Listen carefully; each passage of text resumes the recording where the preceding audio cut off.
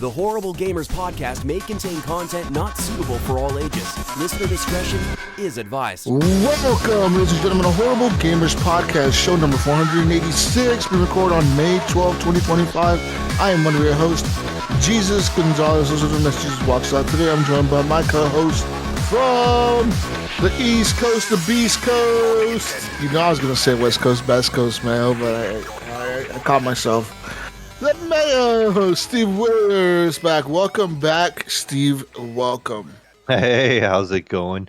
You did. So you're getting used to not having Gunny here.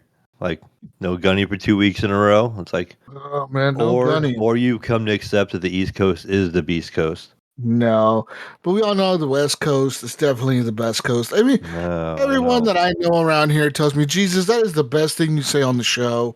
That is like the best thing ever. Like, West Coast, best coast, everyone knows it. It's just, it is what it is. What is that? What's that called? A West Coast bias? Is that what they call it? And from Jersey Shore, Normie is here. Hi, Normie. Everybody. Guess what, Jesus? You're totally outnumbered today, so it's East Coast rules. Yeah, I totally am. I need like a West Coaster up in this motherfucker. Shit. I need backup. But yeah, no, welcome, Normie. It's been a long time, Normie, since you've been on. Normie, you know, I think the last time you were on, I am pretty sure it was either the Four Loco episode or like you stopped by to say hi on one of our like one of our big episodes, like the 400th or the 300 or something. But it's been a long time. It has been. I think I definitely stopped by to say one of your big episodes. So that was really awesome. But the Four Loco episodes are like amazing. I still think about them often. I do too. They are like some of my favorite memories I have in podcasting. It's just so fucking funny. The shit we did, man. It was crazy. Yeah, it's hysterical. I think I hung up my Four Loco days with the last episode. I'm like, no more of this. Wasn't the last one where Ryan just passed out on his couch? Yeah. He just laid down. He walked away for a second. I don't know, like he wanted to do something. Then he came back and you just see him just like fall face first on the couch and just didn't move after that.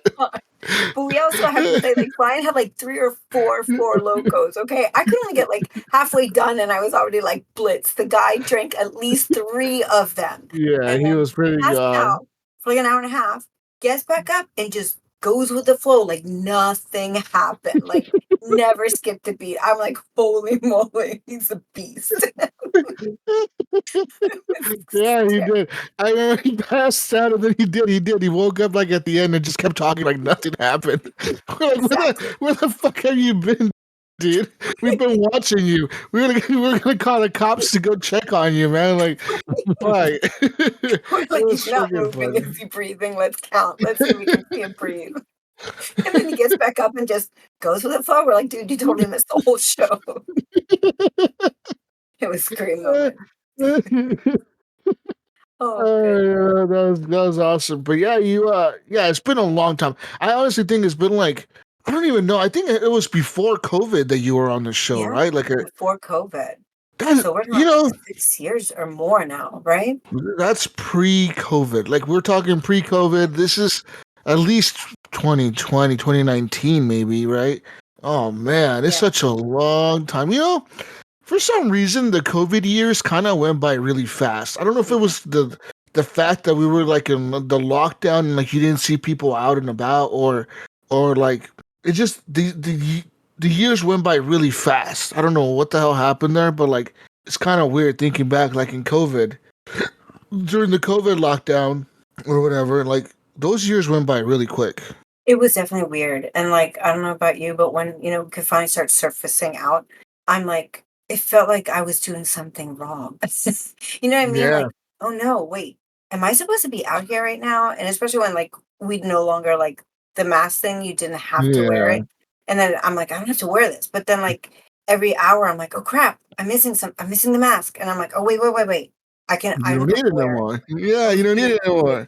That was a weird, because I remember going to like restaurants during the COVID like pandemic. There was a like like restaurants had like in Oregon they had outdoor seating. Like if your restaurant had outdoor seating, you could sit people in a restaurant. They had to be like so far spaced apart or whatever.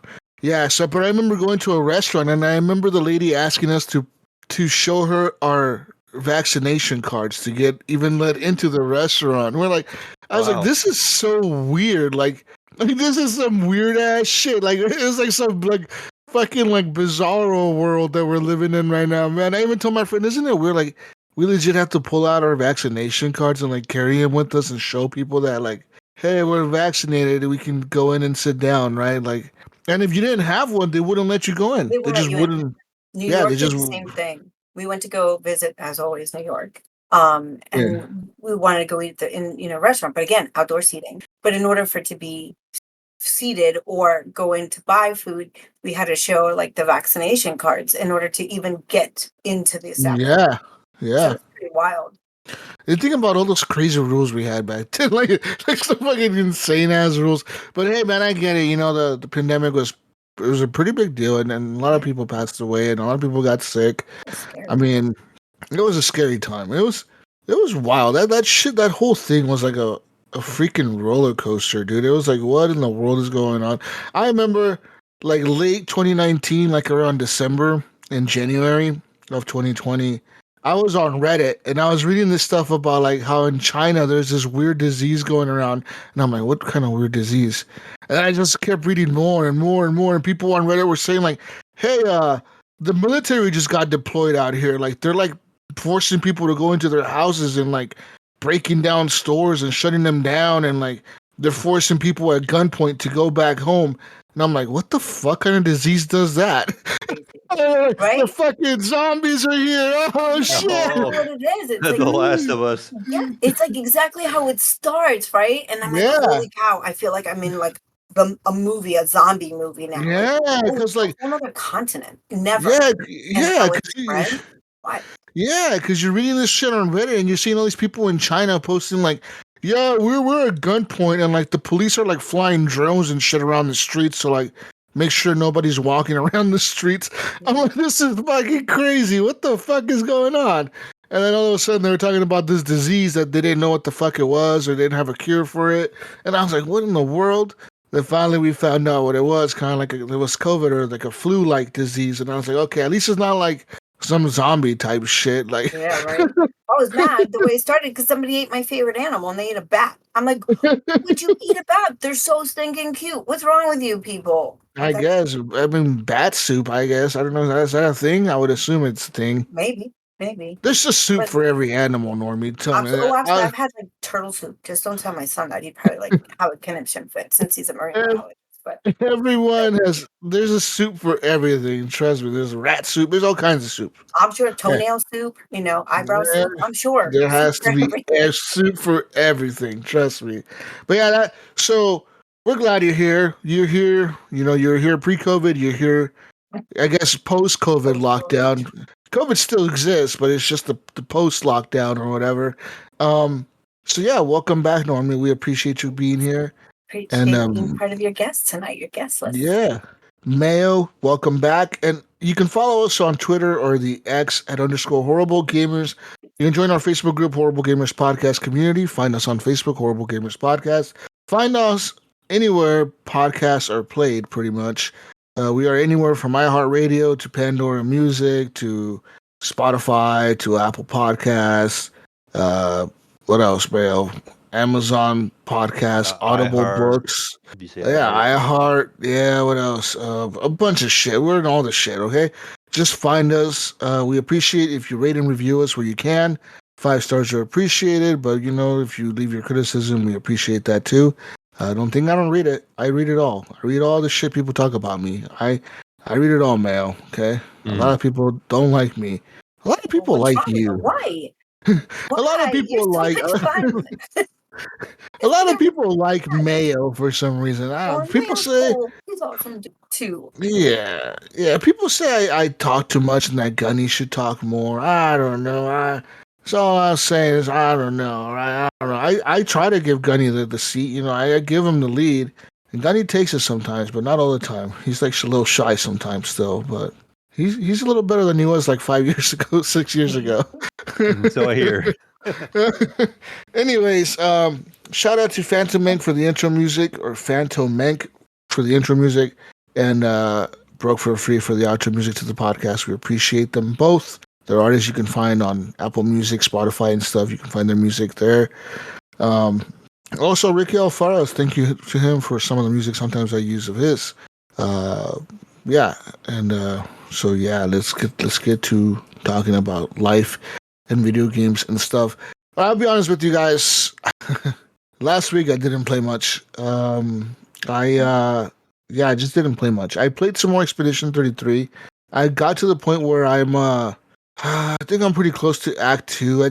I've been caught up doing like side stuff, like I run around the map and just start doing random stuff, and yeah, so that's the issue that I'm having. So but I think the last thing I did was I went into this portal and I started fighting like these they're like these they look like kind of crusader type looking characters. They look like ancient, like they look like ancient Roman crusaders for some reason to me. They're like knights. They're kind of like knights with swords, but they're like ghostly looking or whatever. And then some of them have like pyramid heads or like hoods. They have like big hoods.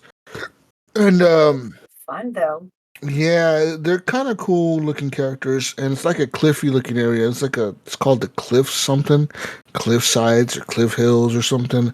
But that's where I'm at on the map, and I've been playing on that section. Yeah, and I got a new chick like I was talking about last week. She's the one that has like she has the ability to use like the sun like the moon and the moonlight and the night like powers or whatever. I think it's called like Moon Realm or something power. She has like these cards, this deck of cards that she could apply to things, and she's a pretty cool character, kind of like a different type of character to use, but I like her. Is she somebody from that expedition that was lost and you kind of find her? Is that what happens? you find her later on in the game in one of the missions or whatever. She kind of like, oh shit, she's still alive, and she's like, yeah, I thought everyone was dead, blah blah blah. I ended up playing back through the beginning again, so I played it a minute, yeah, and then I was away from it for a couple of weeks, and then so I refired it back up the other day, and so then I kind of forgot what I was doing, so I just was like, I'm gonna start it over because I wasn't that far into it. Yeah. And so I love the game though. I still it's a cool game. I tried to get Normie to play it. I was telling her about it, and I'm like, you still got Game Pass yet, right? I'm like, play this game. Yeah, she has Game Pass for the month. I mean, I have to stay up really late tonight because I work the night shift. So I work tomorrow. So, that could be my excuse tonight to fire it up and play it. I would if I were you. I think it's you would really cool. Enjoy it. That's the game normally I was telling you about where basically everybody past age 33 kind of gets the Thanos flip, Get executed instantly, which is wild. Like I thought, okay, maybe you can run away and like hide. That would be like the premises of the story. Like, no, they can't find me. And then man was like, no, you just die. Like a switch just turns off. I'm like, well, forget that plan. Like you were never there. Yeah. It doesn't even leave like a clothing, like you just disappear into like flowers. Yeah. So yeah, the paintress paints and you die, and then so yeah. But yeah, I continue to recommend the game. I think a lot of people should enjoy. I think that game, honestly, is gonna sweep the video game awards this year. I think it's going to. I think it's gonna definitely got some, be like up there. I don't know though. The problem is it's gonna be going to get some really tough competition. You do have Death Stranding coming out this year. You do.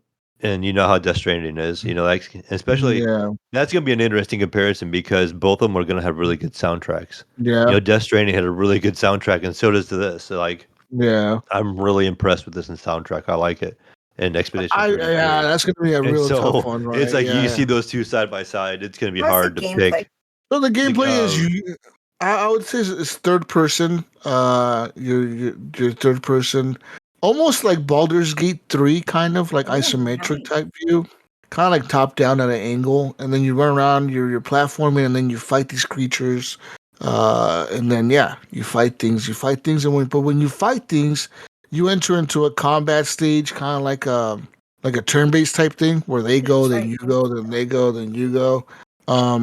But but you can it's still like interact during that. Mayo was telling me as well, like during yeah. the turn by turn, not like Pokemon where you just kind of sit and wait. You press the button and let it do its thing. No, You it can like does. It block does. and Like things. there's it's a lot of blocking, a lot of dodging. You can block, dodge.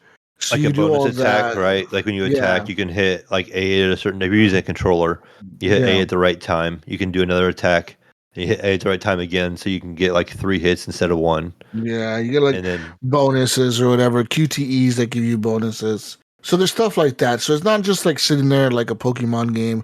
You are like actively trying to dodge or parry the people or whatever. And if you parry at the right exact moment, your character kind of does like if you parry all the attacks perfectly, your character does like a counter attack. So you Okay. inflict some damage. So that's kind of cool because then that gives you a little bit bonus of damage against the enemy or whatever. But some of the enemies are really, really hard. The timing on the parrying is insanely tight. Like it's yeah, really tight. Like it's close. you, It's hard to judge when they're gonna attack. Like they have some pretty good movement that it kind of yeah, tricks you to thinking they're gonna attack and then they don't, and then all of a sudden they yeah. do. I hear it's easier to dodge than to parry. So the Um, thing is, the But game, there's the no way, benefit of dodge, right? So when you dodge, no, there's not. you can't do Yeah, the damage or get the points, but you can avoid the damage, so yeah. So the dodge kind of the way the game is. I think the way the game is designed is the dodge is kind of is there so you can dodge the first few times to try to like memorize the pattern of the attacks, right? Like you start memorizing, okay, like you start getting the timing down of like, okay, now I know when this fucker's gonna actually swing, like when he's faking me out and when he's actually gonna swing, like so you kind of learn that based on like by dodging, like if you dodge and then you realize, okay, now this guy's gonna attack, okay, now I know his pattern, now I can try to parry all his attacks. That's kind of how that works. But yeah, like everyone that I know that has played this game has really loved it. IAM's beat it already. He Oh he wow. said he clocked it in about. I Alright. think he said he clocked in about 35 hours in the game. He said that the last boss was pretty hard. He said it got to the point where it was almost thinking of like lowering the difficulty a little bit to Mhm. make it playable, but he didn't. he did that Uh, on. I remember he was telling me he did that on Metaphor Repentagio, as we yeah, were playing through it. Like he was kind of like done with the game because, like me, like he was like 50 or 60 hours. I don't remember how many hours I was in now, but we were way in, and then he was like, "I'm just ready to be done with the story." So he yeah. lowered the difficulty, and then I think he said even then on Metaphor, like the last boss was like 45 minutes long, Oh on wow. the Yeah. easy setting. So he's like, I couldn't imagine it on the higher difficulty. So I'm assuming it's a single player only. You can't do like any multiplaying with this Yeah, the game is particular No. single game. player. Yeah, it's Do a you think single it player only title. do you think it could be like made into like if they decided to like elaborate, would it be that type of game where it could be beneficial to have like a Mm, multiplayer platform to it? I don't think so. Yeah, it'd be I, hard to I incorporate into it. yeah, I think the beauty of the game I think is knowing that the enemies are going to be tough sometimes, but when you figure out how to beat someone, it's one of the best feelings ever. Like you're like, "Oh fuck yeah, like I figured this out, figured out the timing, figured out what I'm doing, and I finally beat this fucking thing." Like even though it killed me like 20 times in a row, cuz I've had that happen to me a few times where these two guys were just killing me left and right, left and right, left and like fuck anything I did, it just wouldn't work. It wouldn't work. It wouldn't work. I'm like, all right, I gotta sit back, calm myself down, go back in, try again, go back in, try again. Finally, I had this run where I was able to like just counter all their attacks. Literally, they did like no damage to me because I was Oh wow. dodging everything. I was parrying everything. I was dodging everything because I had watched them attack me so many times. I knew exactly when they were attacking every time. So I was able to dodge and parry everything and counterattack him and you beat them and you're like, fuck yeah, that feeling is amazing. You're like, It is a good feeling. hell yeah, I just beat him. And so yeah, that's kind of cool. But yeah, the game, I said, it's not insanely difficult, but it's not too easy either. Like there is some fights that you're gonna get frustrated with that you might have struggles with, but I think that they're all doable. Everything is doable as long as you kind of focus and kind of lock yourself in. Like the timing is key. Um, But yeah, So, I love the what game, and I'm glad they're making it into a movie because I think it'll make a cool movie. what type Yeah, I agree. level of player do you think can play this game? Like, obviously, you said it's a little difficult, so someone who's just starting would not be good at this game. No, So, like do you have a to be new like an gamer avid wouldn't. gamer to do this, or somebody who's like dabbled for a little while and plays certain games, they would be okay? I think so. I think if you are a gamer that has gamed and played like fighting games, you might do okay playing this. Or if you played Final But Fantasy or something like that, I think it'd be something kind of like natural. that Okay. maybe. But Turn based. but if you are like a new player, like a brand new gamer, like someone that barely's played like anything, like you're just learning how to play video games, you're gonna have a lot of frustration with this. You're gonna have to probably put it in baby mode. Okay. Just because of the timing. The timing, it's really tight on those parries and those dodges. Um, yeah. So I think that's that. Yeah, I would suggest this would be for like the average gamer, I guess. But yeah, I can't recommend the game enough. Honestly, I love the game. I love the soundtrack. The soundtrack is insane. If you go on Spotify, you can find the album for the game, and it's 3 disc long, and it's like 20 something songs. Well, Yeah, it it's was crazy Mayo was long. saying that. It's insane. It is insane, like how long the soundtrack is. But it's because they have like sometimes they'll have the same song, just a little bit different. So like it's a new track because they switched something up just a little bit. So it's kind of like you're like, oh, I kind of heard this before, but then you realize, oh, they switched up the words a little bit, or they kind of did this with it, or whatever. So they do that with the music. So that's kind of why the soundtrack is so long. But it seems like they included almost all the songs in the game in this. But they all hit in the game, especially when you're in a battle and the music starts swelling up, and you're like, "Fuck yeah!" Like I'm in this shit now. Like the shit's going down. That's awesome. Um, Same thing with the cutscenes. The game is so well done in terms of storytelling that every time you get a cutscene, you can't help but appreciate the storytelling Hmm. because the voice actors do such a good job in the game, and the way that they're telling, like the voice acting is going, the emotions are coming through, and the music is playing, and you're like, this is so well done. Like I can't say enough good things about this developer that made this game. I forget. I don't even know who the developer is at the moment right now, but. Those guys, it was like a team of 30 people, right? A lot of them were former Ubisoft employees. Hmm. Um, Yeah, which is crazy. Like which you is give them their own insane. game and look what they can do. They did an amazing job. Like those guys, like I said, I kind of hope that this game does sweep the Game Awards and it surprises a lot of people because that's gonna show it's gonna show the gaming industry. I think in back-to-back years that you don't need a big studio or a big publisher or billions or millions of dollars to make a good game. Like last year, Balatro won.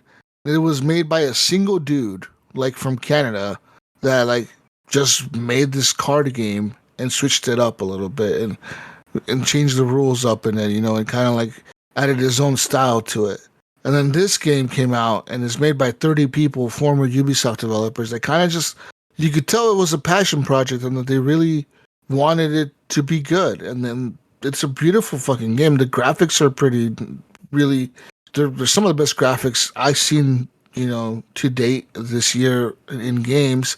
And the storytelling is just it all hits perfect. Like the timing of everything is just so good, dude. The timing of when you go to camp and you're in camp and you're chilling and you're talking to other people at the camp, and you're like, hearing little bits of stories as you're going through, or just the banter between the characters as you're walking through the map. You hear the banter between all of them, and you're like, this is so fucking well done. What the fuck? That's Yeah, awesome. just that And it beginning of the sucks into game, that like story too. You know what I mean? Like Yeah, you become a part of that world. It's not just you playing a game, going through from point A to yeah, point B. It makes it interactive. Makes you really like exactly. soak in everything. I think That's it awesome. does a really good job right off the rip too. It like really Yeah, pulls you in like immediately. Like you can kind of feel like a connection to a couple of the characters right away. Like you don't know who they are really. Then you're kind of sad for the one lady who ends up passing away that your character liked. And you're like, oh, this stinks. And you kind of feel bad for him already. And you don't even know this character really. They don't really tell you much about this character, but yet you're sitting there like, oh, this is horrible. You feel bad for him. And then yeah. all that stuff happens, and it gets you into it right away. Yeah. Yeah, It's you right in the feels. Is that what you're saying? Yeah, right from it the get can. go. Like, Right yeah, from the get go, yeah. Like it will hit you right from the get go, like in the feels, and you're like, it's like the wow. music and everything. Like, it's the whole combination of like Yeah. what's going on in the music, and like everything just lines right up for you. Oh, you know, I think you will really like this shit. Honestly, like this Well, is your, my you're gonna kind of thing. like It it. sounds like my kind of thing. Maybe I think you sent me like a YouTube, like Yes. little like 45-second to a minute thing, and I just remember sitting there and just like I was just like, wow, this is just beautiful. Like it was Yeah. just like I was mesmerized, and like when it was over, I felt like somebody just like popped me out of like a dream. You know what I mean? Because it was just so well like done, and The art style is colors, fucking cool. this Yeah. exactly the art style. It was just it just soaked me in, even in that small time frame. Yeah. It's so well done. I think you'll like it. And the cool thing is like every character they have like their own abilities. Like you have Gustav who has his abilities, who's like the main guy. But then you have Mael, who she has like her own abilities. Then you have Luna, which has her own abilities, and you have the other chick, I forget the Sael. She has her own abilities. And these guys that every time you meet a new character and you get a new cutscene with the new character coming into your squad or whatever, um, they bring a new ability, like a whole new combat style with them, you know, and you're like, oh fuck, this is kind of cool. Like this guy looks kind of like this is the combat style I'm using with this. This is pretty neat. And then you kind of start figuring out like the enemy's weaknesses, and you're like, oh, these guys are weak to this. So you kind of start combining your team and like having like, okay, this guy's gonna do fire damage, this guy's gonna do lightning damage, this guy is gonna do earth damage or like like ground So damage, and Do so you you have all change up that. your party? I haven't gotten that part of it. Can You you change can, up your yes, party? Or I do yes. you was just gonna have ask you everybody? that. Like, is it like like Pokemon? You kind of have like your little pocket, and you bring like 5 or 6 with you, and kind of switch them as who you want to play to fight those those regions or whatever you're going through. Is that kind of like the same thing? You're kind of walking like a party of those characters, or do you have to go in a certain spot and then kind of switch them around and kind of hope you have the right people for the new section that you're going to? How does that work in this You type of can game? in the game while you're walking around, you just press the thumbstick and you can switch to any character. You can be any character that's in your party.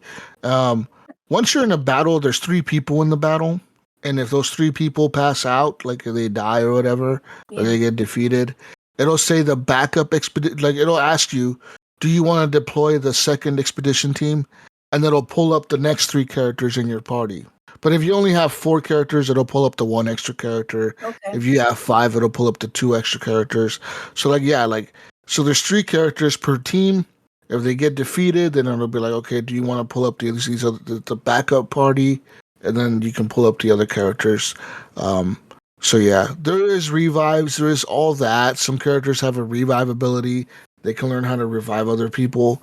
So like there's like these revive. These called revive tents, which is like a potion. You can Okay. find those or buy those. You can buy them from vendors or find them usually.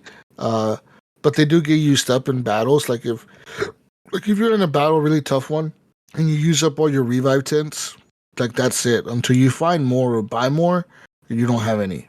So they're Do you kind know of what? like you don't want to really use them. Like if you have someone that knows the spell, you rather use that spell. Like instead of attacking the enemy during their turn, you want to make them use their spell to revive someone. You know, so that works way better. But everything takes action points, right? Like, so when you're battling, just like these other turn-based games, you have action points, and like sometimes you don't have enough action points to revive someone, right? So you're like, all right, so I gotta like kind of skip this turn, do a little attack, get more action points, and then come back. But you have these things called pictos, and pictos are like they're kind of like perks, and you find these everywhere. You find them by defeating enemies and stuff, and these things are like sometimes it'll be like this picto. So when you start a battle, if you whatever character has this picto equipped, they'll start with an extra 5 attack points right off the get go. They'll have like full attack points, so they can do a major attack right off the get go. Or it'll be like this pictos makes it to where if everyone else dies in the party and you're the last one left alive, it gives you an extra shield, like an extra like health buffer, like like a shield. Or it'll be like this pictos, if you're about to die and you have really like if you have a lot of damage done to your character and they're about to pass out or die, it'll make it like to where you do an extra 300% damage or an extra 200% damage, or like they don't have there's different pictos for everything. There's one for like this pictos applies fire damage to your character. This picto applies lightning damage.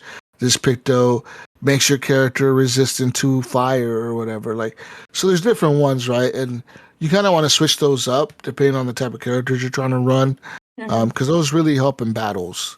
And Like then, if you find like a battle, like say you find a battle where this guy has a fucking like electricity, like he's using a lot of electricity, and you have pictos that are like maybe a little bit that give your characters electricity resistance or whatever.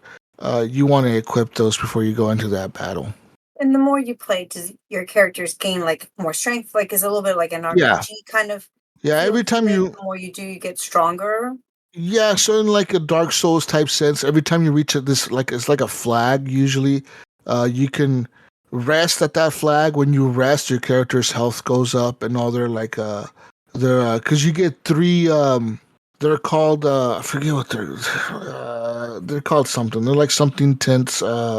But pretty much what it is like a health thing. Where like if you get into a battle, right, your characters keep the damage that they have taken from that battle, and you continue forward and you can use this tent to like heal them all up all the way. And you get 3 of those every time you stop at a flag. So when you rest, it'll refill those up for you. Like it'll be like full health on your characters, and you get 3 of those back.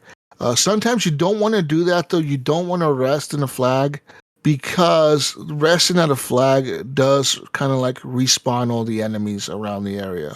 That's funny you mentioned that because I don't know why I just had a feeling that might do that. That's kind of been the second Star Wars game that I'm playing that does that. Yeah, exactly kind of like Star Wars. Yeah, all over. it'll respawn and everything.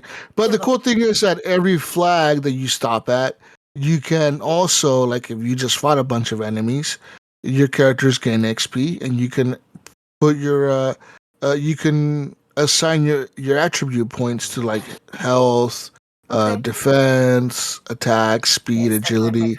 So there's that kind of stuff. And there is also like skill points that your characters earn on top of the attribute points, and the skill points like you can teach them new moves, like new moves that they can use in battle. So like for example, Luna, she can learn how to like I don't know, move the ground and attack with the ground, or like use this crazy fire spell. They all have different ones. Or she can use one where like she can heal the whole party, or she could like the first one is like level 1. She can only heal a person that you like, whoever you're pointing at. That's who she heals. It could even be herself. Or the second level of that is now instead of just healing herself, she heals the whole party. Oh, nice. And then the third level of that is now instead of just healing the whole party, she can also revive someone. So like the more you level up, the skills or whatever, the more stuff you unlock. But I think you can only have 6 of those equipped at a time, and that's kind of like when you go into battle, those are the 6 that you're using. I think you can switch them out. If you're ever struggling with a battle and you need to go back, say you're struggling with the boss and he keeps killing you, run back to the flag that's nearest to him, because usually all the big bosses have a flag near them. So you can run back to the flag real quick and kind of like, all right, this motherfucker's not resistant to fire, so I'm going to equip everything fire on all my characters. And you can kind of do that. You can just say, all right, I'm going to find the weakness and then back out and then run to the flag and then kind of equip all the fire stuff and then go into the battle. Now let's switch things up, fucker, because now I know what your weakness is. Now I'm going to attack you with fire. Now you're going to go down way quicker. So that's kind of that. So yeah. Cool. Pretty cool, huh? Yeah, I know. It is. It's The game sounds amazing. You I love it. Are like selling me on this game. I think you'll like it. It's good stuff. Yeah. Gunny, welcome. It's not a very an expensive game either. It's like what, $50 game if you buy it outright. 40. At the $80. 40 or is 50, it 49 or 59? Yeah, it's not 60 though. Yeah, no, yeah. So it's a good price point as well. No, Gunny is in somewhere. He's in a restaurant. I'm here. Good day to you. What he's doing over there? I'm out here in the Fiji. Good day, man. Fiji Islands, eh? Oh shit! He's walking. I think he froze. Can you hear me? I think he's getting robbed. He's getting robbed. I think someone's running away with the cell phone. Yeah, I'm on the cell phone. Sorry, guys. So I had to run away from the restaurant. Too much music playing in there. So, yeah, just hanging out in Fiji Islands here for a couple weeks. I was drinking a Mai Tai. It's only like 2 p.m. over here, and it's already Tuesday. I forgot we record on Monday, so I'm a day ahead of you guys. Oh yeah, Oh, What's the future like, Gunny? I know, Right. right? Oh, You know, he's not allowed to tell us, I guess. Yeah. They got him. They got him. I'm here. CIA got him. The internet is very spotty here, not the best. But I did pay for the. Get some goddamn better internet over there. What kind of hobo are you, man? I've been trying to use the Wi-Fi over here. Even to play mobile games is even tough. Go to one of them internet cafes. Don't they have those there? No, actually they don't. But we did buy the international package through T-Mobile, so that was like Okay. $35 for like 10 days. But you have That's to use a not local bad. tower. Oh, that's lame. Yeah. Yeah. Probably Is not there a the lot of best. Wi-Fi They'll there? have a local tower. yeah. 2G. 3G actually. They actually went up to 3G. 1.5. Oh, they're 3G now. They're catching up. Yeah. Oh man. Yeah. But yeah, guys, I'm out here just having fun with the family.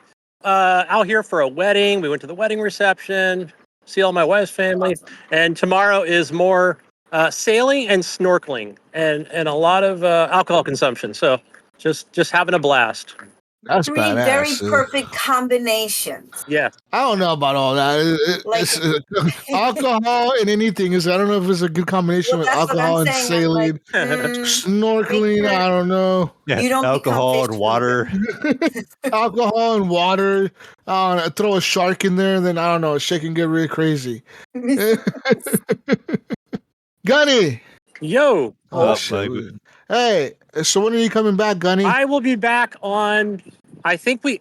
So I'm trying to think. Okay, we leave Thursday, so I think I get to America on Wednesday. So I'll be traveling back in time when I arrive back at San Francisco Nice. International Airport. Oh, You gotta love it when you travel you go backwards in both time. ways. This guy's like the fucking. He's like Doctor Who. Or whatever. Right. The fucking TARDIS just flying back and forth in time and shit. Is that how you do it? The TARDIS? I met Matt Smith, actually. Cool dude. He is a cool dude. He's in that fucking Game of Thrones show too. Huh? Yeah. Hell yeah. All right. It's so weird seeing him in Game of Thrones, knowing that he's Doctor Who. Right? That he's the doctor. It's such a weird, like a difference of a character. Like it's so weird seeing him in that show. For sure. But yeah, thank you for coming on, Gunny. We appreciate you, buddy. Hope you stay safe out there. I will. All right, guys. My food's getting cold. I better get back in there and order another margarita. I'll catch you Enjoy the guys weather later. for us. Have a good show. Bye, Danny. Bye. All right, later, buddy. That's awesome, man. I fucking wish I was in Fiji right now. Right? That'd be rough. I mean, Ohio is so pretty nice. great, but Fiji, Ohio, Ohio. Yeah, I don't know. yeah, it's so hard. Such a hard choice there, Mayo. Fuck, Very difficult. Gunny goes to Fiji like every year, though. I wonder if he gets bored of it. Like he goes every year, right? So Hey, he's Fiji probably and used Ohio to are it. what the same amount of letters, right? I'm close. Yeah, close. Yeah, I think Ohio's still longer. She was on bring But some yeah. of the water back. Besides that, though, I also played some more Ready or Not. I ended up buying the DLC, Mayo. I don't know if I talked about Oh, that nice. last week. No, I don't think so. So yeah, Ready or Not. I ended up buying the DLC on CD keys. I bought it for like I think $11 total for both of the DLCs. I bought the Home Invasion pack and the something about water front DLC or something like that. So these DLCs add new maps to the game. Apparently, they also add new Dark gear. Waters. Yeah, Dark Waters, and they add new gear and new maps. One of the maps is like a neighborhood. So it's like an actual like you're going through house by house by house by house, and there's these gang members that have taken over the area. I think a hurricane happened in the city or something, and gang members have taken over the neighborhood. As a SWAT team, you have to go in and get an informant out of there because they found out that the informant was like a snitch. Like one of their gang members was being an informant. You have to go in there and rescue him. And so yeah, he's all cut up and bloodied up. When you find him, he's like all like bleeding everywhere. He's all cut up and tortured and shit. And you're like, God damn, they really made a number on you. But yeah, they also add another map it's called dorms, which is like think of like a long dormitory, right? Like a big long building, Mayo, 2 floors, but it's full of homeless people, like full of homeless people. Like I'm talking like there's probably like 60 people in this building. So when you go in, you have to kind of use discretion, right? Like, okay, who has a gun, who doesn't have a gun? You have to be real careful on who you're engaging and who you're not engaging. And like some of these people are like, "Fuck you, I ain't surrendering." Like, "Fuck you," and you're like, "Put your hands up, put your hand." You know, you're giving them the command to put their hands up, and they don't. They just keep walking towards you, and so yeah, like a few of them, like one guy was walking towards my other buddy because me and this other we were playing as a squad, and the dude kept telling him, "Put your hands up, put your hands up," and we're all aiming at this dude, right? And he's like, "Put your fucking hands up," and he doesn't. He's like, "Fuck you, pig, fuck you!" Like, "I ain't putting my hands up. You're in my house." And he's like, "Put your hands up," and then the dude, like literally, he was walking towards like my buddy, who's this other SWAT team guy. And like a split second, this guy pulled out a knife. Like he pulled out like a Michael Myers fucking kitchen knife, man. All That's right, a like little a creepy. like he pulled out this huge knife. I shot him so fast. I shot him like fucking like goddamn so fast. I was like, holy shit! I blew him away, dude. I was like, damn.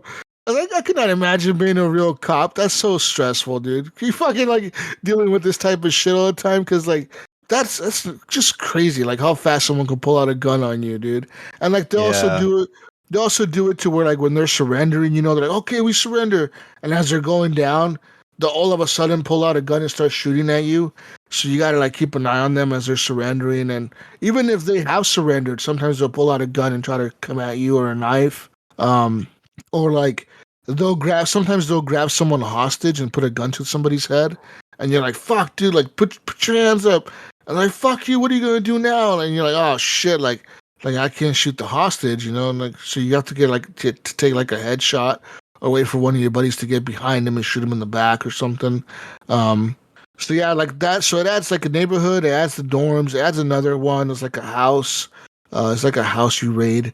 It's a pretty big house, but you raid it. And then there's another one that's like I think it's the home invasion one. Is the like one of them is like a mansion. It's called the governor's house or something, where you're like someone's taken the governor hostage and his panic room alarm went off, and so like the police have surrounded the house, and you think there's armed gunmen in there, like setting up traps and bombs and have hostages, and like you don't know who's in the panic room. Someone's in the panic room, like hiding from these people. The governor you think has been taken hostage, but you don't know if he's in the panic room or not, or if his wife made it to the panic room, or if his kids made it there. So you're trying to go to the house, this big ass house, and you're trying to find like who the fuck is who, where the maid is, where the janitor, whoever is, the gardeners, the all these people. Like you're trying to find them all. It's a pretty big house. So yeah, that was kind of a cool DLC. The lighting is really well done in that one. Like the lighting kind of really plays a role in that map. So that's really well done. And then there's a few other ones that they added with the home invasion. I know there's like another 2 maps that they added. I'm not sure I played those. I think I played one more, but I can't remember exactly what it was.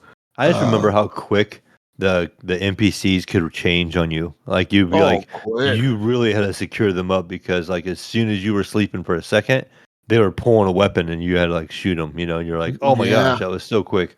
Yeah. You have to be really, really attentive at what the fuck is going on in the game. Oh, the other one is an oil rig. It's like an oil rig in the ocean, and then you can deploy from the bottom, from the top, from a helicopter, and then you have a helicopter that's circling around, and you can kind of like see you can when you toggle the because you can toggle the cameras on, like when you're walking around, you can toggle the cameras on your other squad mates. Like a body But you cam, could right? like they have a helmet cam. Each of you have a helmet cam on, and you can see what they're seeing like through their helmet cams. And if they go down, the camera goes staticky or whatever, so you know they've been downed. But like in the new ones, this helicopter that flies around the map, you can also toggle the camera from the helicopter, and you can see the helicopter view of maybe they see enemies or whatever, so you can kind of see the view from the top of the map, which is kind of cool. But that one was kind of hard. that oil rig one, we thought we had it secured and we couldn't find the last person. And yeah, guess who was the one to find them? It was me. And they got the drop on me though. I mean, I came into the room because we were just walking. Like we walked everywhere in this map as a squad, and then we all split up and we're like, all right, we need to split up and find this person. So we were all split up, and then we're all calling out the levels that we're on. Like, oh, I'm on level 1, I'm level 2, I'm level 4, I'm level 5. I'm in the engine room, and we're calling out as we're going through rooms where we're at, so we know if someone goes down where they went down at. And as I was walking through a door, I was calling it out. And this fucker just came out the corner like hella fast, dude, and just shot me. But they shot me with the silenced pistol, and I think wow. that was a different thing because I'm like the other people couldn't hear it. Like I heard it because it was really close to me, but my other squad mates didn't hear where the gunshots came from, so they kind of knew where I was at based on my call outs. And I'm like, the good thing I called it out where I was walking towards because now they know where that fucker's at and where they're hiding. So yeah, they went in there and killed them, but. Yeah, like the characters, like they now have silenced pistols and shit too. Like it's kind of crazy. But yeah, I love that game, and I can't wait till it comes to consoles this summer to increase the player count. Like because right now you can still find matches on Steam, and I mean it's not that long of a wait usually, but like depends on the time of day really, and the type of people you'll get on, and then yeah, so there's that. So I think with the console players coming in, the player count's going to go up significantly. I think a lot of console players are going to like this game because it's different from like most other shooters that they have on consoles. This game is actually like pretty different. The biggest thing to probably get used to on the console side of thing would be like mic and voice communication. Yep. Like really need to using a mic. Really got to communicate with your team. What's going on? Kind of reminds me of what was that other game? That there's a one shooter they took to Hell Let Loose. It reminds me of that when they put that on console. Like you got to be very informative what's going on and communicate really well with your team because that can make or break your run. No, I agree. Yeah, so I'm excited to see when it comes to consoles and how well it plays. I think the PS5 people are really gonna like it. I think the Xbox people are really gonna like it too. And the cool thing is that it's all cross-play with everything, so that's kind of really dope.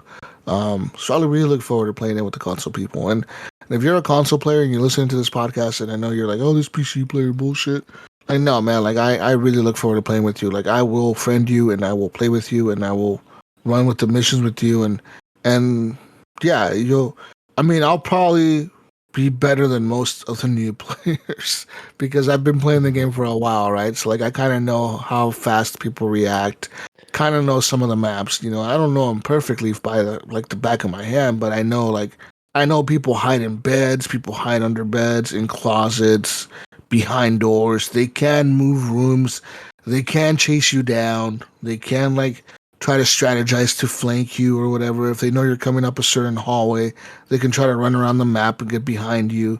So like the AI is kind of not dumb at all. Like they're pretty smart AI. Hopefully that transfers over to console. I think it will, but yeah, I think it's kind of like a core mechanic of that game. How good the AI is. Hell yeah. Besides all that, I did buy Yes Your Grace Snowfall. That just released on Thursday or last Tuesday. No, Thursday. It released on Thursday for some reason, not Tuesday. It was a weird release date. But I bought it. I haven't played much of it. I'm still in the beginning. I want to say I'm at the very beginning, just like the demo. I didn't continue even though I could have, if I wanted to, I could have continued from where I left off in the demo. I decided not to. I decided to restart the game all over, and so I'm doing that now. Problem is though that I have now is this week, tomorrow, the Precinct releases, which is that cop game, and then I'm ready for that one. Oh fuck yeah! I think it's a $40 game. I looked it up. It's $40 on everything. $40 on PlayStation. $40 on Xbox. $40 on PC. It is a global release for everything. So tomorrow or tonight, I think it starts releasing like at 9 p.m. tonight or maybe tomorrow. But I think it's 9 p.m. Pacific though, or it might be 7 a.m. Pacific. It's some weird ass time. They have the launch schedule somewhere. But yeah, the precinct. I'm really looking forward to that, mail. And like I know that Doom is coming out this week, and it's on Game Pass, and I will play it. Are you a But Doom guy? I don't remember. Like I I'm played not through really. I'm Eternal not and I really a enjoyed it. Doom guy. I don't even know what everyone. Like, honestly, I haven't even watched the trailer for the new one. I, if you ask me, Jesus, what is what is Jesus. what is like the reason you want to play this Doom? I don't have one. I don't even know what the game is about. I don't even know like what setting it is.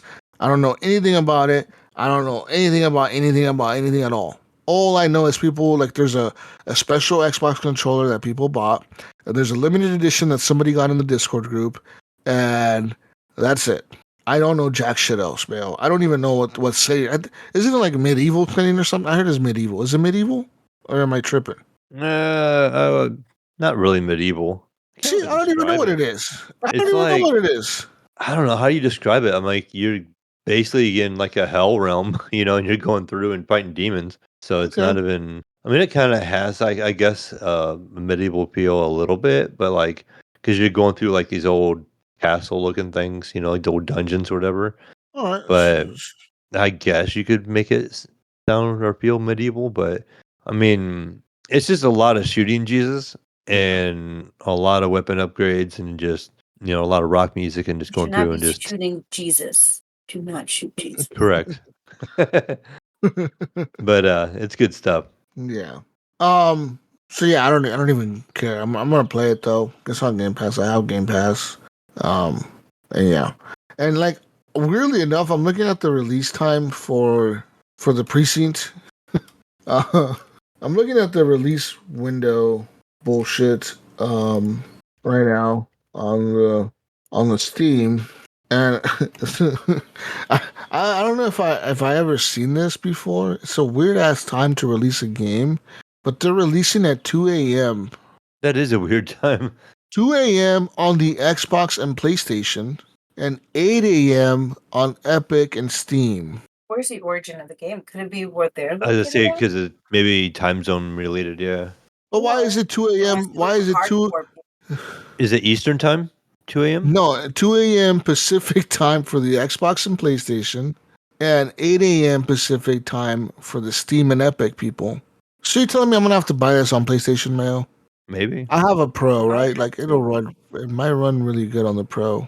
Oh, I'm sure it will. I mean, it's not It's like a it's an controller game. expensive. And Yeah, it's a yeah. controller game, so it's not like I really need to buy it on Steam. I don't think I do. But do I really want to buy it on PlayStation? Yeah, it's 5 a.m. Eastern time for the PlayStation and Xbox people, and 11 a.m. Eastern time for the Steam and Epic people. That's a weird time. It is. Like it's yeah, it's. And in It's like Australia, where for your Gunny is lunch kind of break. at, in Australia, it releases at 6 p.m. tonight for the PlayStation and Xbox, and then releases at 1 a.m. the 14th for Steam and Epic. It's just like really weird launch times. I don't know what the fuck is up with the launch times, but it's really odd, right? Somebody doesn't know how to Maybe tell time or know the date, I guess. Somebody's very confused somewhere. yeah, it's weird. This is weird to me that like they're releasing hours earlier on the consoles and then on Steam. I don't know, Mayo. I don't know. Mm. Mayo. I don't know. Might have to buy this on on the PlayStation. I mean, yeah, like you said, it's a controller game, so Yeah, it's yeah, single player controller game. I don't think it's gonna matter a whole lot where you play it. yeah. You're right. I do want to play on. It's not a big frame rate game either. It's not like a first person shooter or anything like that. So you're gonna get decent enough frames because it's not like this most graphically intense game ever. Yeah, So you'll get good frames on the PlayStation Pro, I'm sure. yeah, yeah. I think you're right. I think I want to buy it on the PlayStation. So 2 a.m. I shall stay awake. Or you can set your alarm, go to sleep, and then wake up. Be like, There you go. I 1:50. should, huh? Just go get up and buy it now. Yeah, Jesus won't wake up. He'll sleep through it. Yeah, I'll wake up. It's 9 a.m. tomorrow. Fuck it, buy it on Steam. Yeah, that's what's gonna happen. This is gonna tell Probably. me. This is gonna be the tell, right? I'm gonna wake up tomorrow morning for work, and I'm gonna be like, I'm gonna look at Steam, and I'm gonna see if Jesus owns the game or not on Steam, and that'll tell me if he fell asleep and slept through it or not. To know who's a hardcore gamer, man, who's the ones gonna buy that too. and who's not. Yeah. Which group are you in? Yeah, exactly, male. But yeah, that's all I played, and that's what I look forward to playing. Like I said, is I'm gonna play Yes Your Grace, Snowfall, which is a new one. But I am also gonna be playing the Precinct, and I can almost guarantee the Precinct is gonna probably take over my gaming time. But I still want to play Expedition 33. I don't want to not finish that game. I do want to finish that game eventually. Um, so yeah. Yeah, I might not do what Iams did because Iams literally, I think he did like everything in the game. No, he 100% Yeah. completed it. He's very good with things like that. Yeah, he is for some reason. He's like very dedicated to that type of shit. I'm not. I lose my patience with shit. I have severe And ADHD. I just wanted to play. fuck this Sure. shit. Fuck this. I want to go on to the next thing, and then I start getting frustrated. And I just want to move on. I get bored. Then you're playing something different before you know it. Yeah, before I know it, I'm playing something completely different. I'm like, fuck. The way it goes. But yeah, that's all I played. What about you, male or normie, whichever one? Male I can jump in real quick. So I haven't played a ton different from last week. Really, I'm still grinding away on Gran Turismo. Jesus, All that right. game, like the more I get into that game, the more I'm liking it. Like it just continues to get better and better. And I hated it on that game at first. I still don't like the music, but I had the volume Okay. basically like off. I mean, it is just no volume You don't for like the music. No, the music is horrible in that game. Why? It's just too I talked about this a long time ago. It's just too classical and laid back while you're driving and racing. Like you're playing along, you're driving along, and you're just the stuff you're listening to. It's like, okay, this is gonna put me to sleep, you know. And so you can't. It's not giving you like that adrenaline going. You know, you're going through and you're just listening to this like orchestra type song, and you're just going, okay.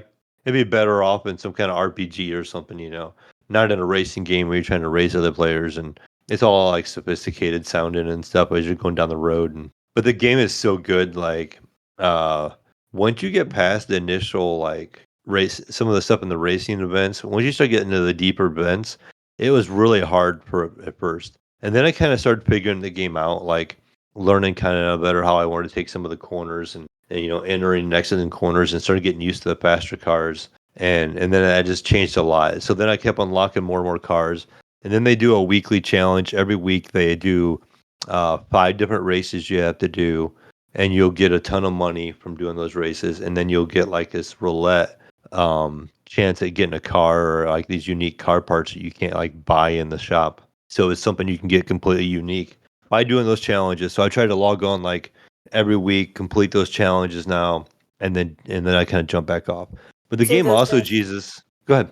Say those things that you get, or is it for aesthetic, or do they give you boosts in the game? The stuff you'll get is a lot of time it'll be like a different car, like a new car, and it'll go in your garage, and you may need it for something later on, or it'll give you like an engine upgrade or something like that, but you can't buy it in the shop. So it's like only way you can get it is if you earn it by getting one of these tickets, and then if you land on it, it has like a little like roulette wheel, you know, it spins, and wherever it stops is the item you get.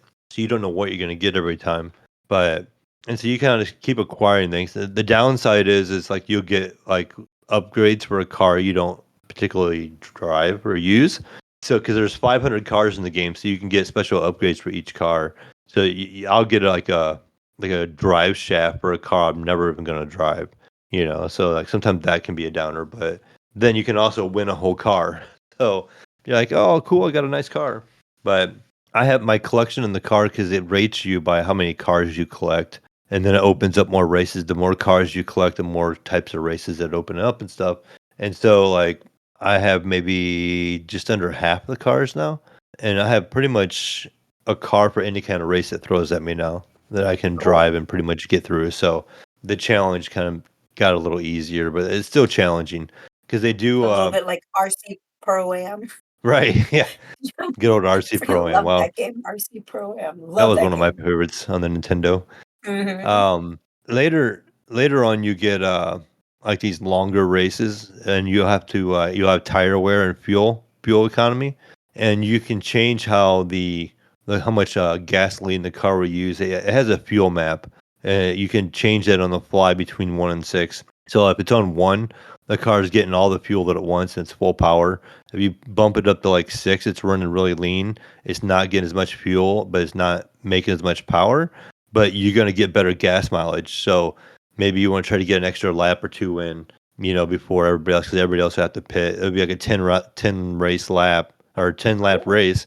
And you're like, okay, you need, maybe if you put it on fuel map 3, you can make 6 laps on one pit stop and then finish the race where everybody else will have to pit twice. So then it becomes like some strategy involved there. But then also your tires all wear out too, and depending on the kind of tires that you have in the compound, they will wear out as you're going. And so you have to replace your tires sometimes you don't. So there's some strategy behind it. Are you competing Kinda just with AI or other people? Yeah, it's In the same AI, part? but you can play with other people. You can jump in online. I've been doing with the AI stuff. The AI is pretty good, and just playing through like the campaign part of it. But you can jump online and play against a lot of other people. They have big tournaments and leagues and all that kind of Wow. stuff you can get doing. People use race wheels and have full setups for their like chair, race steering wheel, pedals, and all that kind of stuff. That's There's amazing. I think Yeah, that's it's an idea hardcore, now for my nerd room. right? It's fun to have a little wheel like that, though. Like to play those racing games on. I thought about it buying one a couple times, but I don't know if I'd use it Cruising. as That's what I much. would be Yeah. singing. The whole Cruising USA songs. Checkpoint. um. Besides that, started playing a game. Normally, I know you own. We kind of link up sometime. Is Diablo. I've been playing Yes. Diablo 4 again. I fired that back up and trying to get myself reacquainted with that. They have a new season out now, so you can make a seasonal character, and there's new rewards for that season. Play And together. and I haven't played the whole campaign yet, so I need to I haven't beat the played it at campaign at all. least once and go through. And the only negative is we need to have Game Pass for it to play online. So you do So we gotta do have that. Game Pass. Yeah. The only negative, though, with playing with me is that I need to explore. So I need somebody who's like super patient and who, like, as I'm leafing through everything that I need, and I'm like, I want this. This is gonna help me. This is not gonna help me. So I need somebody who is very patient. That's hard with those games too because not hard, but you get so many items and You can't there's carry little everything. drawbacks and changes for each item, and you're like, do I want this? Do I want do I not want it? Does it give you a stat for a character class like intelligence or something like that you need for like the necro or something? And so you're always looking Yeah, and that's it. So seeing like what you're a person that so likes you to scroll through it. We will not make good partner friends. I just need somebody who just takes their time and and is I've willing to sit there and we just take our time and figuring And it I've out. played that way with people before too, where they just want to power through it, and you just Yeah. pick up everything that drops, and Yeah. then you just go through it on your own time afterwards. Like once you're done playing with them, it's all in your inventory. Then you can cycle through and be like, okay, I got this, this, That's what I mean. and I then gotta make go the from decision there. right there. Yeah. I played with somebody who just like kept going, like stop. So I'm like, that was the last time I played. Trying to think what else I've been playing. I played a little bit of Astrobot again. Jesus, I don't know. Do you have Astrobot? Not the playroom, but the actual game. No, The one game of the year last year. All right, yeah. no. So I'm almost done with that. Like I don't have all the bots collected, but I'm on the last world where I could beat the campaign and then go and beat all the little side quests, like side stuff. It's just some of those levels are really, really difficult. They're kind of trying where you'll sit there and play this one little level for probably 45 minutes trying to get through it. And just you guys gotta learn the timing, it's like one bad jump or whatever, it's instant death and you have to start over. And you go all the way back through it again and you get a little bit further each time.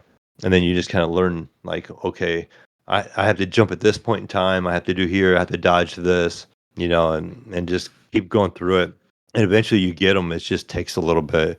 Like they can be pretty tricky. It reminds me of Mario Wonder when you get into the special world stuff, like how difficult those were. Like you just gotta play it quite a bit to get past them. Is there a learning curve Um, to it, or is it just kind of like sheer dumb luck and like a lot of like timing? Yeah, it's a learning curve. You kind of learn the timing. You figure out what works, and it pretty much works every time. So like you come up to a spot and be like, okay, if I double jump here at this timing, if I immediately jump again when I land, you can attack this enemy that's on this platform. You can avoid like a shot that's coming at you, but it's just a bunch of stuff to avoid sometimes, and it's one hit death too. So like you just make one little mistake you die and you gotta start the little thing over again. It's Yeah. not a level. It's like a special. I mean, it's a level, but it's like a special level. So it's just like a small little thing you have to go through, and it's just a challenge. And you're like, okay, this is way more difficult than the rest of the levels in the game. But that keeps the game interesting, keeps you playing for a little while. Is it one of those But games that could be kind of like a filler in between games, you think? Or is it something you have to oh really yeah, for sure. just I dig like into? to I like to pick it up between stuff. If I get bored what I'm doing, I'll pick it up and just try to beat a level or two and then put it back down. Come in. It's one of those games you never forget the controls. It's like Mario. It's That's literally right. you just jump around, you got jump, you got dash, and that's about it. That makes So it easier, yeah, you know? it makes it very easy. Besides that, I'm trying to think. I played this weird game on Steam today, Jesus, and I don't remember. It is called Drive Beyond Horizons, and I did not really care for it. You start off, it doesn't really tell you anything. There's a demo you can play on Steam, and you just start off in the garage, and there's this old beat up car in there, and you got to put the car together. You got to find the door. There's a door outside behind the house. You go around, you put it on the car. It kind of reminds me of like a mechanic simulator. It's like, okay, now you got to find some oil so the car will start, and you get some people oil in the engine. And I found like a tail light laying in the backyard, and you put the tail light on the car. Then you like get the car in running order, and you can jump in the car and you start just driving down the road. And the goal was to do like 50 kilometers. And as you're going down the road, the car eventually starts smoking and then just breaks down. And so then Okay. you have to get out of the car and go on foot. And it starts getting dark.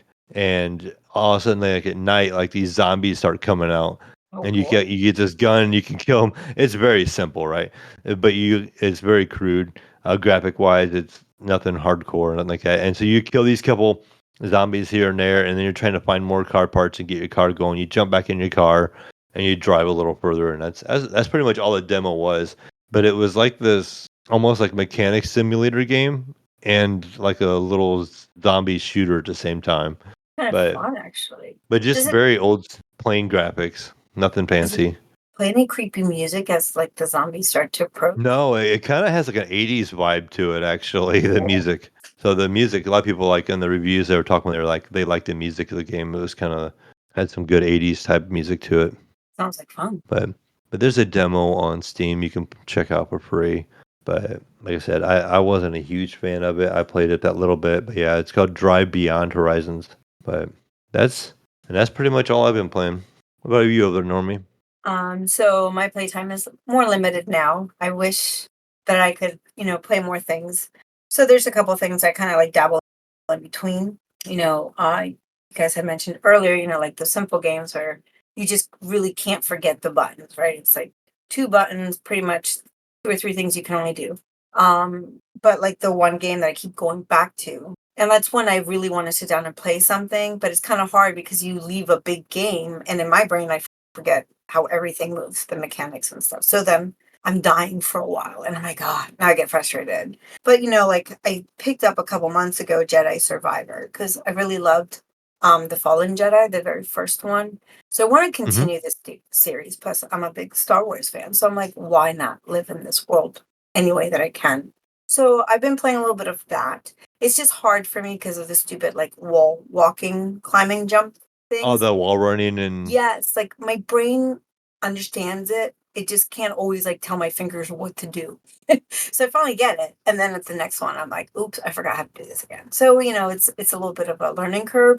So if I don't play it very often, it gets a little frustrating. And it's hard for me to revisit or continue to play it. But that's something I kind of been dabbling in between.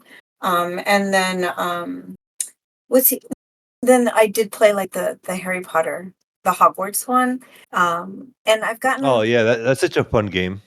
a very fun game, and I've gotten maybe halfway through it. You know, I'm not a fan of side missions, but sometimes when I'm just like frustrated, and I don't know what else to do, I'll pick like a little one. So what I'm doing at the Hogwarts game is I'm trying to find all little monkeys. I don't know if you've ever played it or like played it enough, but those little monkeys are like all over the whole entire board, which are Hmm. really, like hard to find, but they only come out at night. So could do the organic way of walking through the boards and be like, hey, it happens to be nighttime and you find one, or you see one during the day and you know to come visit or sleep and then it's nighttime. I had taken a different approach, and that was go on YouTube and show me where the heck these stupid things are. So that way I Yeah. don't have to worry about, putting a lot of time into that. So They can those, be hard to find naturally. They can be hard to yeah. find. Like it would be time consuming.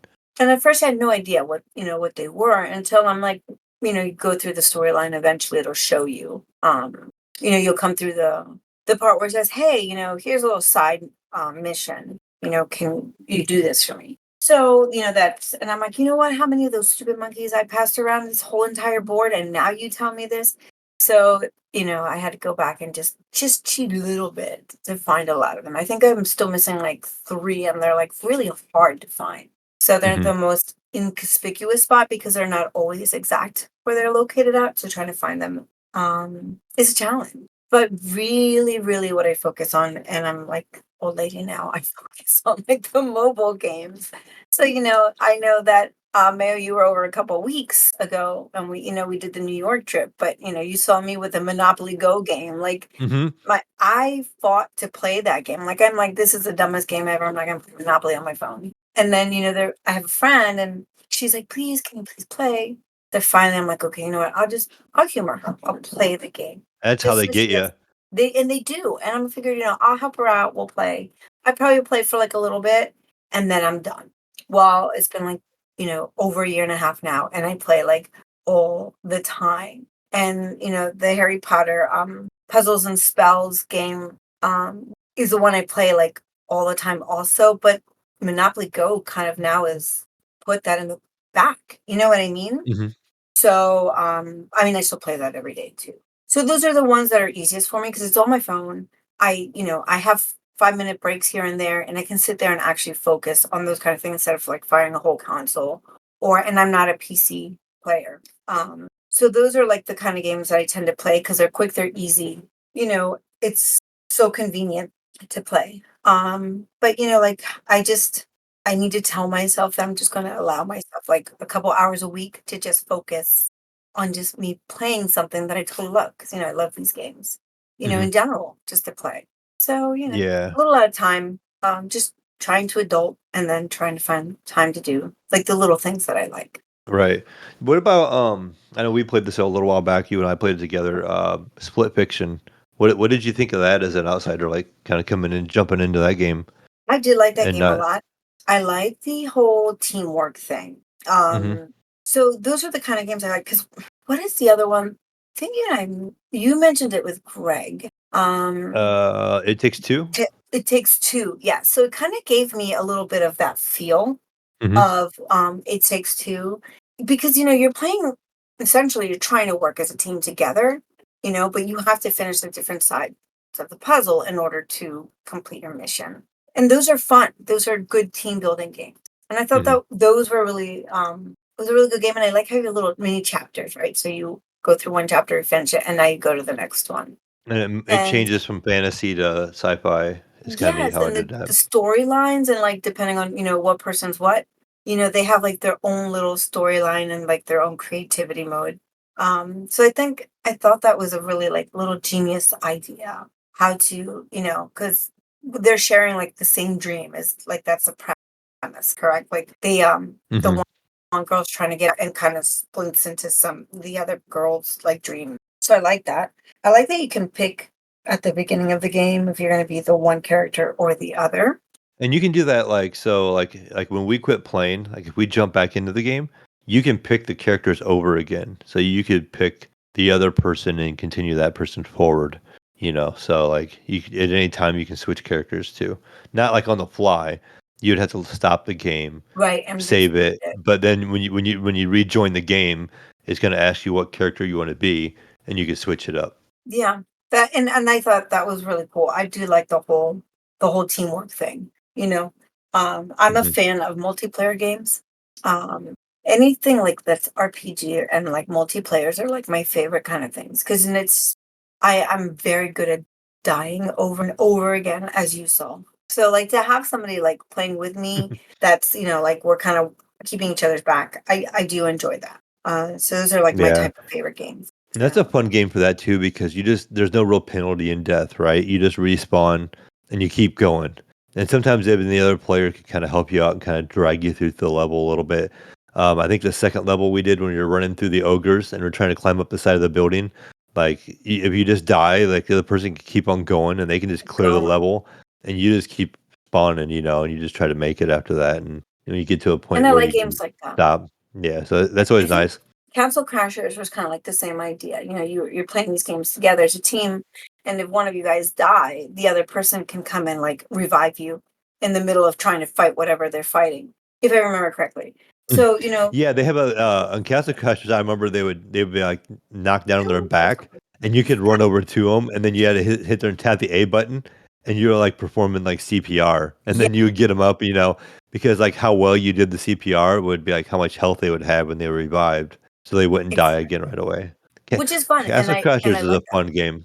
It's a great game. We played that all the way through. Greg and I played that all the way through, and they actually added some stuff to that game recently where you can create like your own character now and stuff. So Oh, really? they So have they have some stuff continued they've it. added to it. Yeah. We might just have to play Castle Crashers. That's one of my. I Yeah. think that's a Yeah, for great sure. game. I beat that. It was a lot of I fun. I think I have it on PlayStation, or not PlayStation. I have it on Xbox and PC. So I'm pretty sure, I'm 80% sure that, you're playing with multiple people, but in the end, whoever's like the first person gets like all the credit for the end of the game. Isn't that the way it works? And then they get like all the credit for like winning. And I think that was for like how Xbox gives you the like points, the achievements and stuff. achievements, yes. So like if you're playing with somebody else, but you're player one, you're gonna get that achievement. Yeah, I don't remember. We played split Oh, screen, I and so remember I I was don't salty think. about that. Oh yeah, it can I happen. was You play salty. the whole game, and then you're like, you didn't get any of the achievements, and then you have to play it through it yourself again. Yes. Like, So nobody else wanted to play with me. It was my turn to go to get the achievement. I'm like, you all suck. I don't like any of you all right now. You're all in big trouble. no. So, and then that happened to me kind of the same thing with Borderlands. There was like some crazy glitch where like, if you got like if you spent like $1 million or whatever, 1 million credits, whatever it is, the money currency is there, you'd get like this great achievement. And I'm like, dude, I've done over like 2 or 3 million. And there was a glitch with the way when we were playing that I didn't get the achievement. And in order to do it, I'd have to start the game over again. I'm like, yeah, nope. I'm putting too many hours of this. I think our friend fell asleep here. What do you think? He's trying. Jesus. Well, I'm listening. I'm here. With your eyes closed. He's like, I'm listening. I'm focused. Oh, he's tired. It's okay. We're No, all I'm there. actually good. I was up really early today, okay, Normie? And then I went back to sleep, but I was up initially really early. Oh, I don't want to hear it over there. No, I'm kidding. Look, I went to bed. What time did I get home? I was a late night last night. I get home till like 9:30 this morning. And then by 1 in the afternoon, my eyes are wide awake. I'm like, I should be going back to bed. I'm off tonight. Lucky you. Yes. I'm off tomorrow, so I don't care. Yeah, I'm off See, tomorrow. you guys both got it easy. See, Normie got a nap in, and I've been up since 4 a.m. Because I was up at 2 in the afternoon the night before and worked the whole shift. Yeah. It's like the 13 and a half to 15 and a half hour shifts are rough, man. You work that's crazy shifts. Yeah, I work the crazy shift. It is. It's nuts, man. It's wild. It is like 15 hours shift. You like fuck that. Yeah, I could not. No, hell no. I mean, sometimes you just don't have a choice. You just got to catch up on everything. So, it's I'm getting better at it. But there's just some days just everything hits the fan and you just can't do that. You just can't say, okay, I'm done. Clock is ticking. Yeah. So, it is what it is. But yeah. And when you work 3 nights in a row and you're putting in that many hours, it's rough. So your night off, like tonight, I got to be up as late as I can because I got to do it again tomorrow.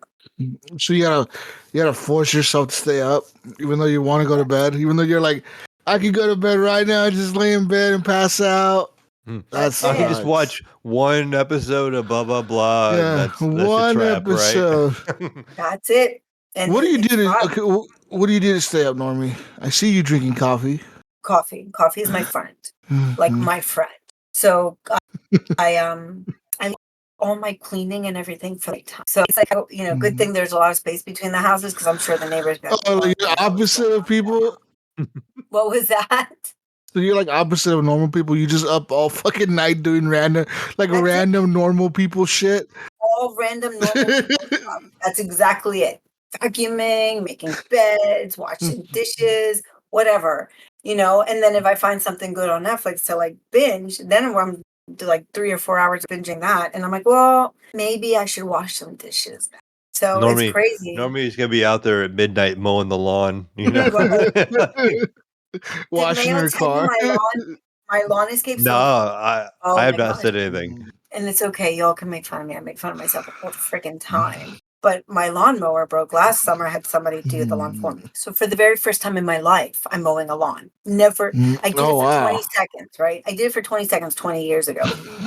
And then I'm like, yeah, I'm done with this. This is not for me, kind of thing. So I'm like, oh, my lawnmower broke. I need to start mowing my own lawn. So Mayo and his son were coming because we were doing a New York trip.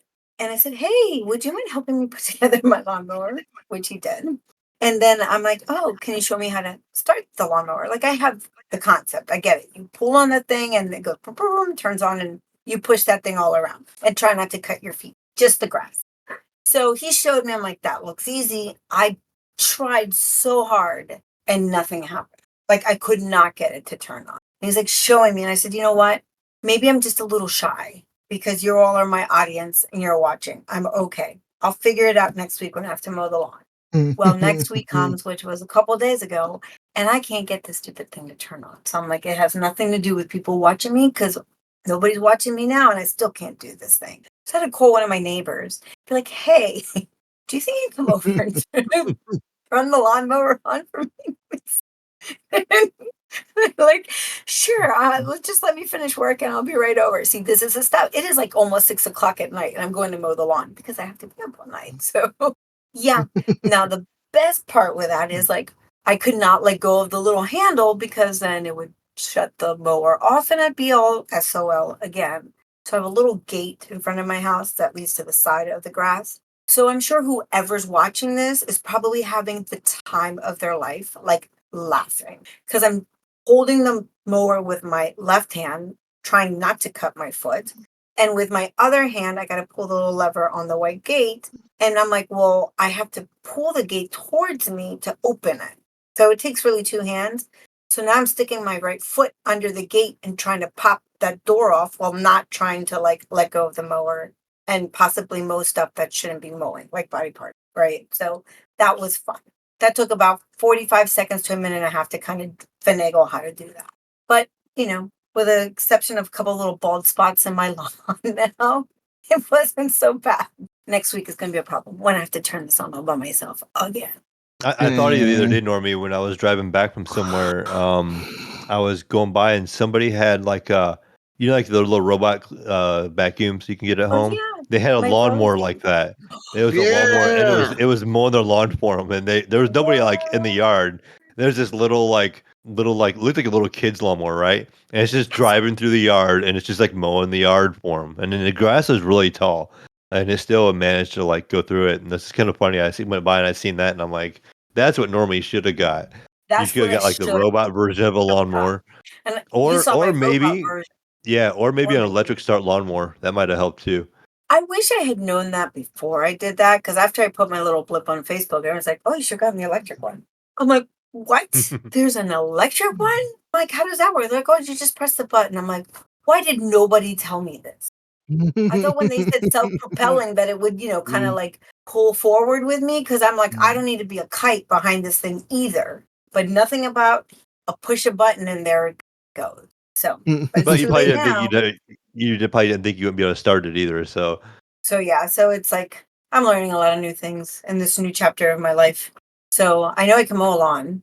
It doesn't look pretty. So no one's going to be hiring me anytime to mow their lawn. But at the very least, I know that I can do it. And I felt very accomplished afterwards. So first lesson is learning how to turn the stupid thing on. And then we'll be okay. We'll be okay. I'm going to put a little sign. If you can turn my lawnmower on, I'll pay you $5. Yeah. Nice.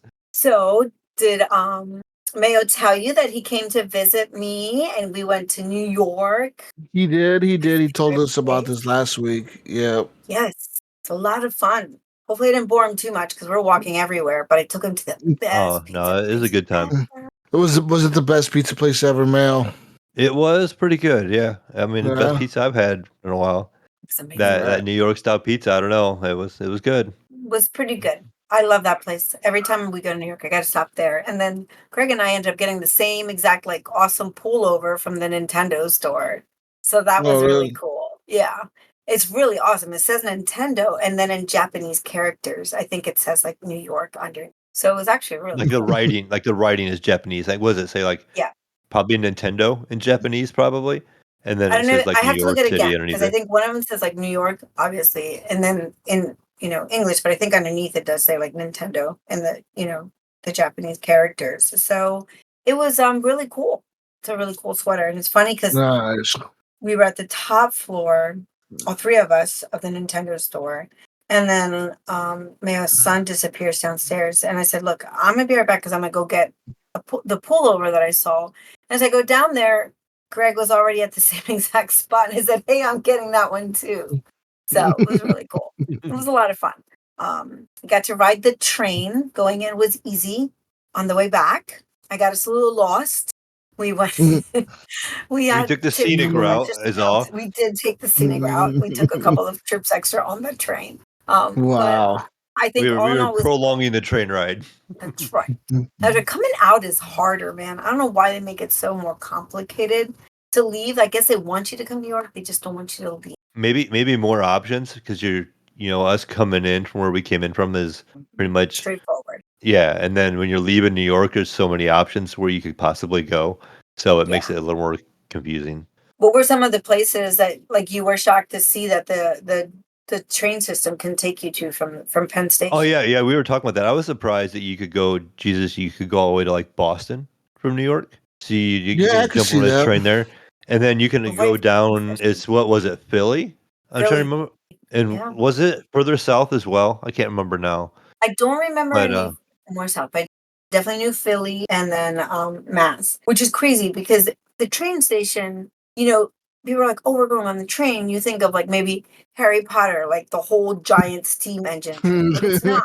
It's like a subway, right? The train is like the Yeah. subway, even though it's not, because there's a different line for the subway. You're not getting fancy tables and people coming down and feeding you all kinds of stuff. It just looks like the subway.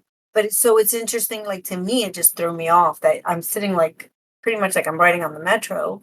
And really it's taking me out. It can go up to Massachusetts or go down to Philadelphia yeah, from New York. which I thought was interesting because I could technically drive to Philly and get on a train there, and wouldn't have to worry about driving to New York at all, and you just take it right into Manhattan. So Which is awesome. makes it very easy. What was your highlight? Like what is the one place that we saw that you thought was like the coolest? Probably the Rockefeller Plaza area with the toy store and the waterfall they had there going on, and just the big plaza itself, and all that was kind of a neat area right there. Yeah, it's one of my favorite spots, Rockefeller Center. And it's like you saw the waterfall, you saw the little plaza, the restaurants, everything out. And in the wintertime, it's the iconic scene that so many movies, film there when they're doing the ice skating. And it's like you look at that spot and your brain can't accept that that's a restaurant. And then it becomes an ice skating rink in the wintertime. So that's I think those are one Huh. of the coolest spots too. And then we went to FAO Schwartz, which is like, was it 3 levels? And just like Hmm. so many toys. Like it's really, really cool. It's like you like toys. This is like a dream job to like work there, and you get to like sample the toys and show people how to use them. So that's really a fun store. Really, it looks kind of. It looks like a Normally had cool to stop store. me. She had to stop me from buying a $15,000 pedal car. I was Yeah. like, "Oh, that's really cool. I need to buy that and take it It's home." like, But it was he 15 was about grand. grab it. I'm like, no, maybe not today. Think about this through. I know the little rubies look super cool, but maybe not. I know it's That's a only cool. fifteen You know thousand what? dollars, but not today. Out of all the places you guys have mentioned, I'd want to go to the toy store because we just don't have that on the East Coast. There is no toy store like that here. Not that I can think of. Even in Vegas, even in like Seattle or Portland or like any of these bigger cities, I have yet to see a toy store like this, like a big ass toy store, just a toy Yeah. store. It was And really it's an cool. old school toy store Yeah, too. like an old school one. You don't have that on the West Coast. That just doesn't exist out here, dude. And you could do like they have because FAO Shorts is interesting because the original one actually went out of business.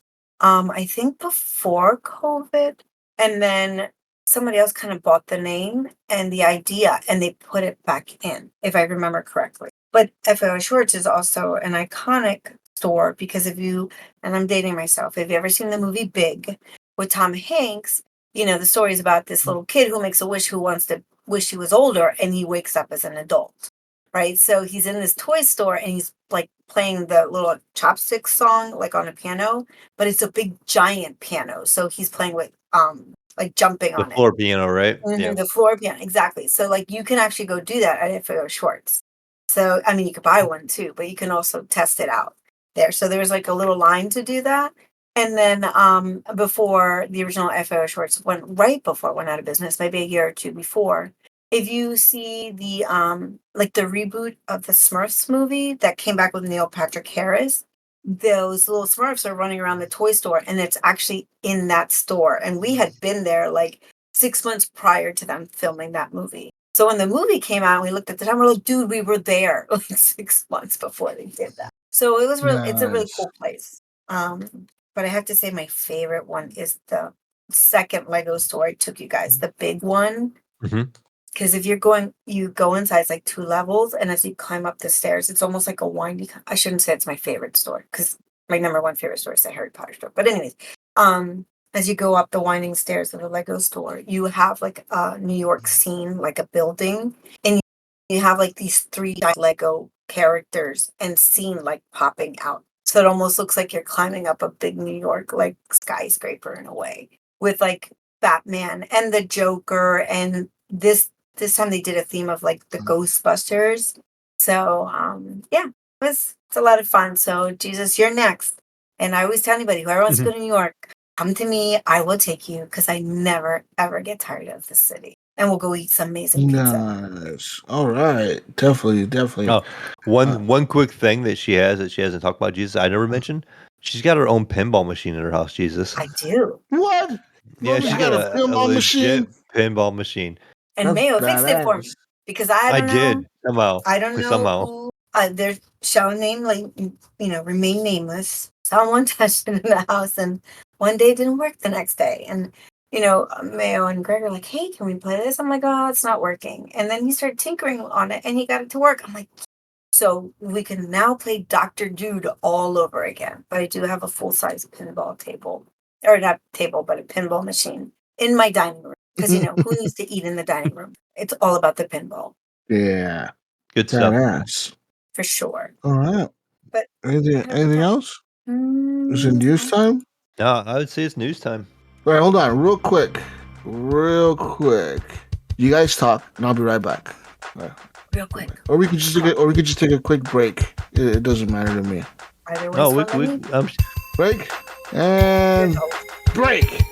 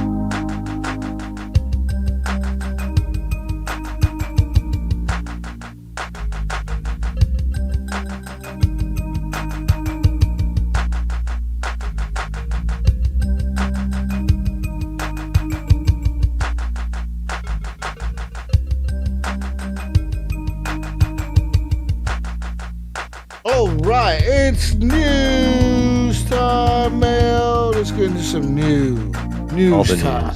That's right. We're here with some news for you. Gearbox has announced a release date, all right, for Borderlands 4. Mm-hmm. Oh, Okay. And so yeah. So it says here Borderlands 4, new release date, September 12th, 2025. And didn't they show a lot more of that game on the Sony State of Play the other day? Yeah. Yep. Are you excited for Borderlands 4, Jesus? Are you a Nah, Borderlands whatever. guy? Not really. I was going to ask, are No. you a big fan of the franchise at all? No, not really. Not me. I know other people that really love it, but for me, it's never really like grabbed me like other people. I don't know. Have you ever played the Telltale game, Borderlands? Yeah, the Telltale one was like probably my favorite one out of all the Borderlands. That one was really good. So freaking hysterical. In other news, recently both Nintendo and Microsoft have announced their move into an $80 game territory with Mario Kart World and all future AAA Xbox titles being $80, and is now sounding like other companies are considering following suit. Man, what a surprise. I know, In I'm a so new, shocked, right? I know, right? In a new chat at PAX East this past weekend, Gearbox boss Randy Pitchford was asked about the price of Borderlands 4 and whether they or publisher 2K were considering raising the price above the current standard $70. And here's what he had to say. He said, "We're going to have a price set soon. It might be the new price that Nintendo and Microsoft have led with. It might be that we stay back. It's going to be the people at the publishing house that decide that. We'll know soon, and I think it's going to be fine. Whatever the price is, it's worth it." Worth it, Jesus. Yeah. Well, they do that because they want you to buy their product. However, whether like Jesus, who's not a fan of Borderlands, would probably think it's not worth it. Yeah. He also said that even though they seem confident in the next Borderlands title, whatever the upfront cost is, Gearbox also said that Borderlands 4 had more than twice, the development budget of 2019's Borderlands 3. Hmm. Pitchfork It's also ironic that elaborated. they're going to say, oh, yeah, this game costs way more to make, but we're debating about changing the price or not. Pitchford also elaborated on some of the other factors impacting the game prices right now. He said, "It's an interesting time. On one level, we've got a competitive marketplace where people who make pricing choices want to sell as many units as possible, and they want to be careful about people that are price sensitive. So there are some folks who don't want to see the prices go up, even the ones deciding what the prices are. And there are the other folks that are accepting the reality that game budgets are increasing and there are tariffs for the retail packaging. It's getting gnarly out there." Listen here, Randy. Listen here. Don't tell me about your retail packaging bullshit tariffs because people are buying digital, bro. That fuck out of here with the tariffs. Fuck out of here with the tariff bullshit. If it's digital, how does the tariff affect that? Like, it doesn't make sense. But think Make it make we sense, both know, Normie. Jesus, they can't charge less for digital because then they're going to be like, everybody's going to buy digital. And I need to date the system. I think yeah. So to be fair, right? Because I'm not a fan of like the higher hikes of the prices either. Okay, they have the double budget or cost twice as much to make it. Can we take and see like what was the money worth at that point? You know what I mean? Because things are getting more expensive in general, right? So we can't compare money now to like the 1800s, right? Because money changes. Borderlands, the original came out a long time ago. Has it been like 10 years now? Maybe more? Yeah. So like we can't compare 10 years in the past to now when it comes to like money stuff like that. Well, he's comparing the 2019 Borderlands 3 to the Borderlands 4. But still, 6 years, still, inflation since 2020 is like insane, dude, compared to now. So those are things to consider. And probably as far as digital and the whole tariff thing, they still probably have to make some kind of overhead for the physical. So, they're still going to include like that tariff idea in regards to this. At least that's what I think. And what's difficult too, and was like in the news today or something like that, we struck some kind of deal with China or something like that. I don't know. I just seen it real quick on my phone. I didn't click on it, but what happens if these tariffs change, right? Like this could change in a heartbeat. What if these tariffs go away? Do you think the game's gonna come back down in price? I have Mhm. my doubts. I I have have my my doubts doubts. too. At that point, I they already think set up the bar. I think they found the reason to raise the price of games. Nintendo jumped on it, and then Microsoft was right behind them. And I feel like Microsoft's probably the one that benefits the most from this, even because it really shows the value of Game Pass now for them. Because they just want us on their subscription, right? Because they'll make more money for us just renting games instead of buying them outright. And so, if their subscription is way cheaper than the cost of game, the games are going up. Maybe a subscription stays the same for a little while, people are gonna just get the game on Game Pass or pay for Game Pass over buying the game because the game's more expensive now. You know, so it makes Xbox look better for Game Pass. It almost pushes it better for them. You know what I mean? Jesus, like Yeah. you're looking at it as a customer, like, oh, I can pay. Like, what is Game Pass now? Like for just console, was it like normally? Like I think you had it right, like $10 or $12 a month, or I can pay $80 for this game, and I could just That's one. what we do, Jesus, is like a rental, right? So we'll pay for Game Pass for 1 month, play that game, beat it, maybe play something else on Game Pass, and then just not resubscribe. So now I'm playing that game for $12 instead of $80, but you're not owning it. But sometimes, games you just don't really go back to them anyways. So why you don't have to play them? So it encourages people to go to Game Pass. I feel like so.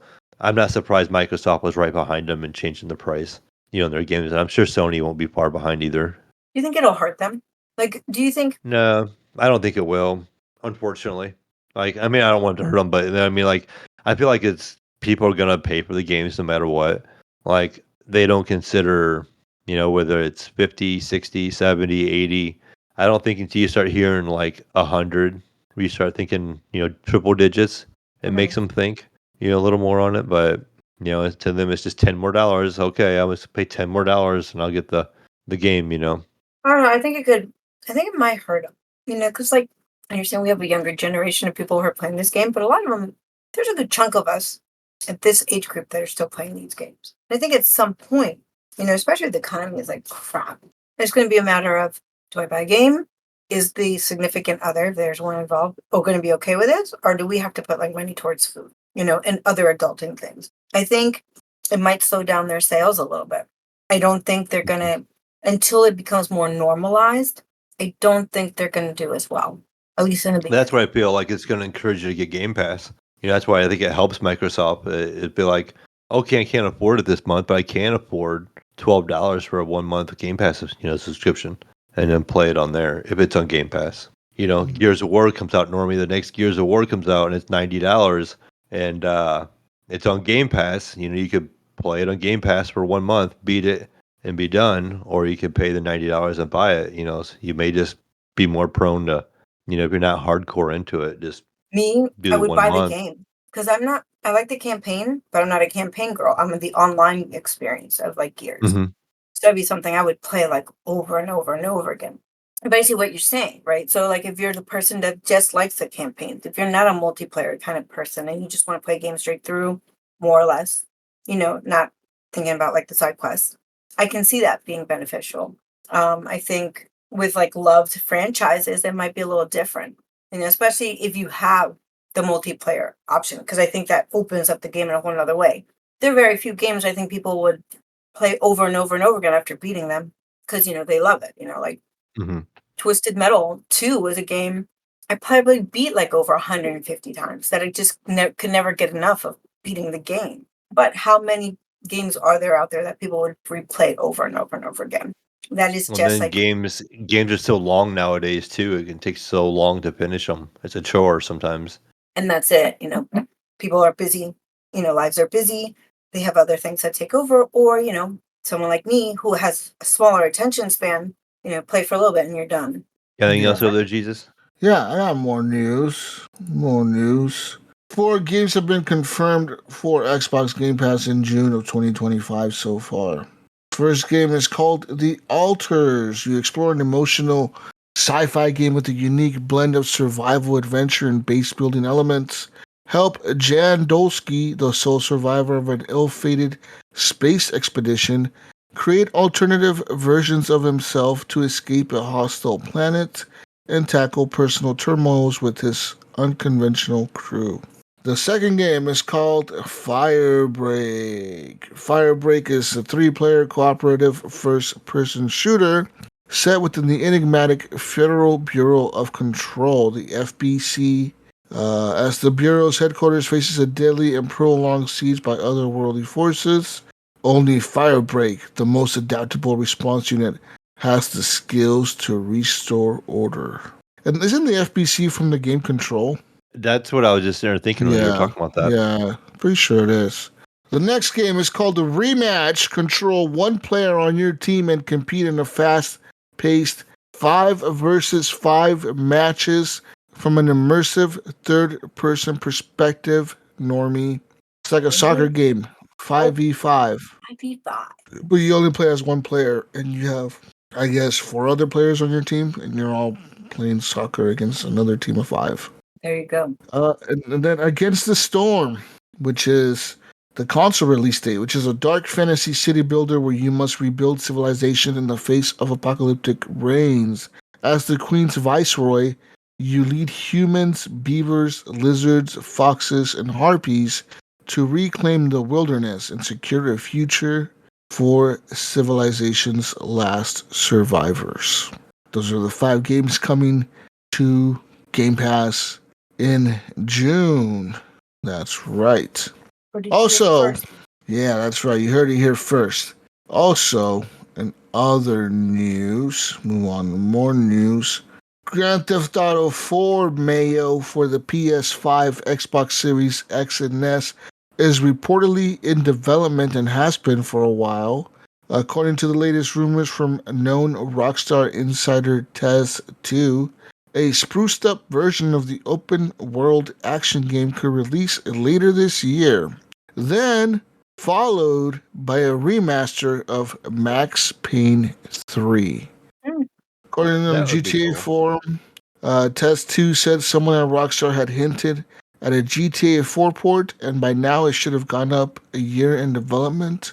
The insider added that this port was one of the reasons Rockstar put the stoppers on the fan-made Liberty City Preservation Project earlier this year. The project would have added a playable version of Grand Theft Auto 4 map to GTA 5.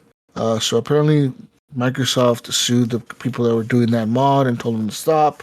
Says if Rockstar still followed their laid-out plan from the pandemic days, they'll do an MP3 port after 4, so that is an opportunity to do a bundle or a definitive edition, which will include also Max Payne 1 and 2 remakes, and maybe a Max Payne 3 port.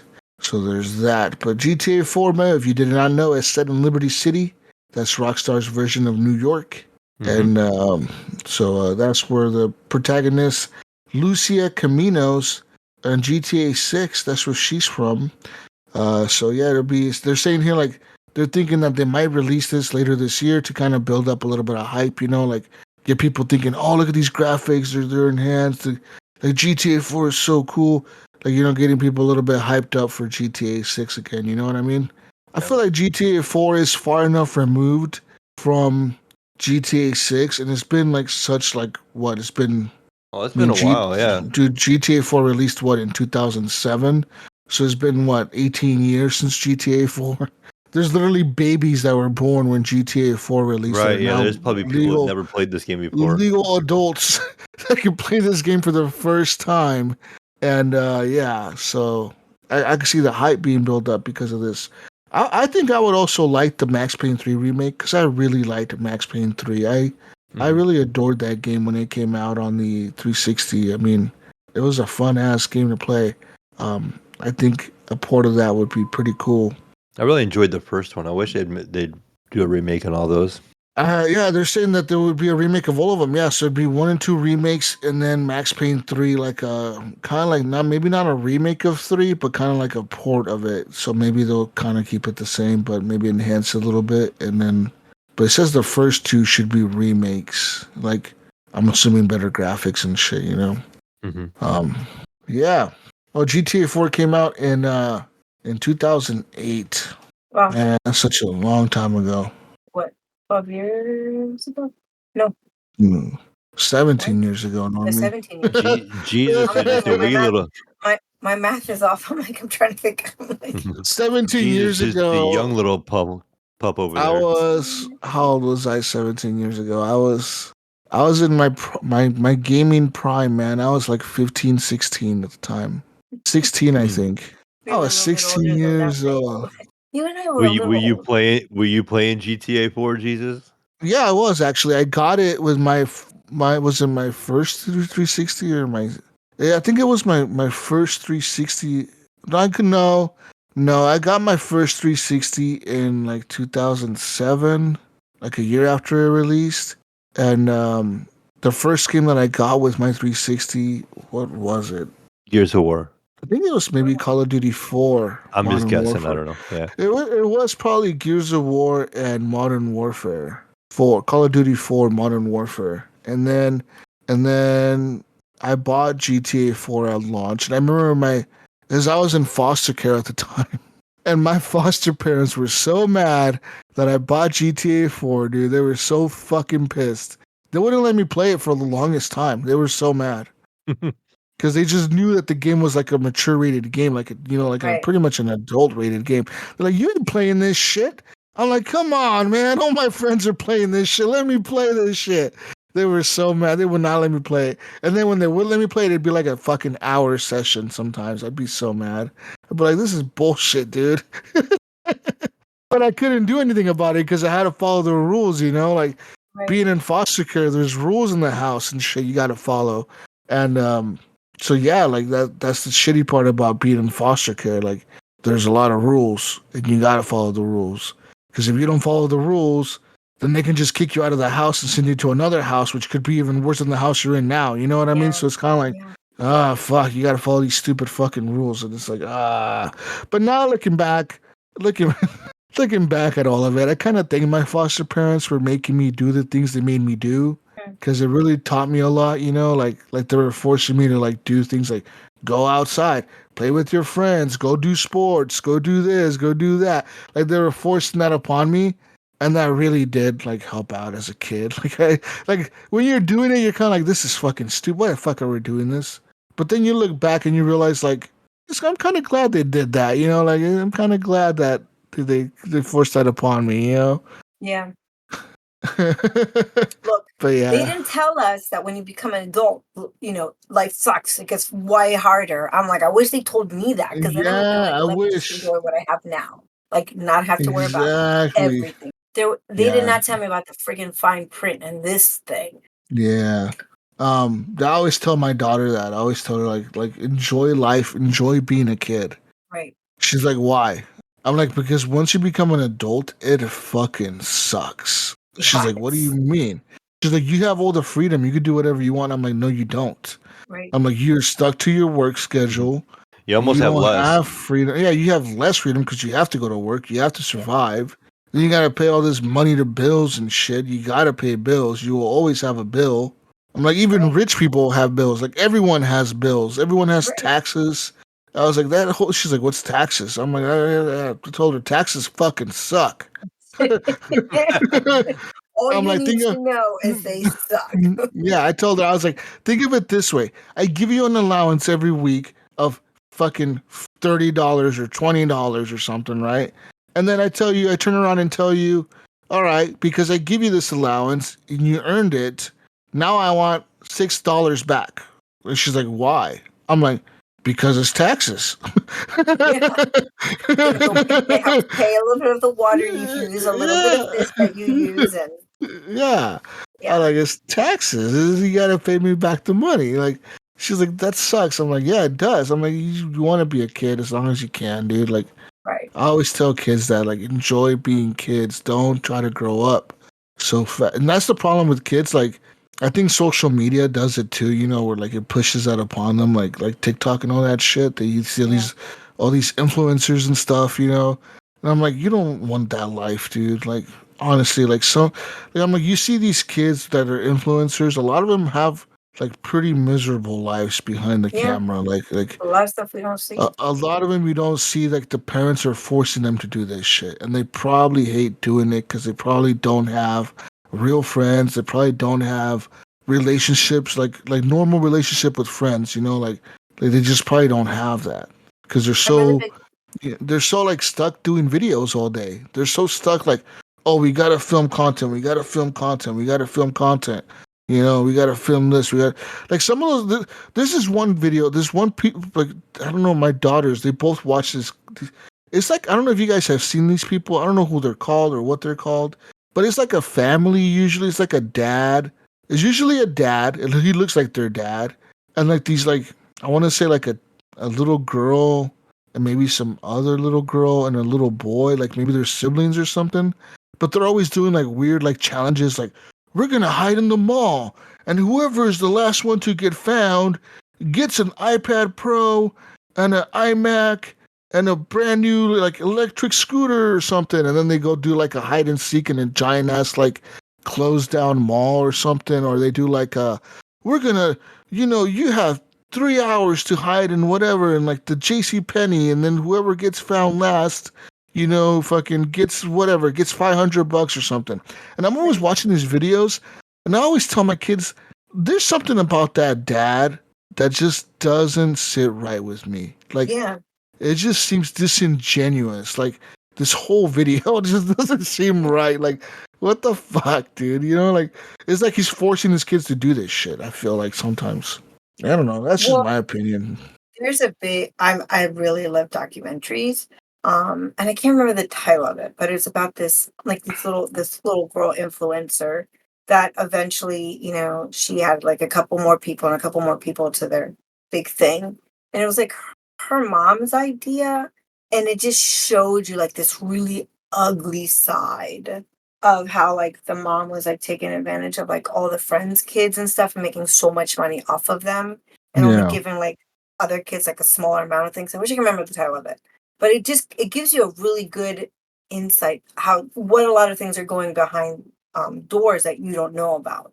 Right. So these other Yeah. families end up like suing this mom, and it's it was a big ordeal. It was and I kind of remember they would do challenges and things like that as well. And I just remember like little kids, back when I was teaching, they love watching these things. I'm like, can we just go out? Let's just go out and do something. This is just dumb. But they're like 5 and 6 and they're like this. I'm like, no, no, no. We're gonna go to the playground. Let's go out Yeah. and you're with me.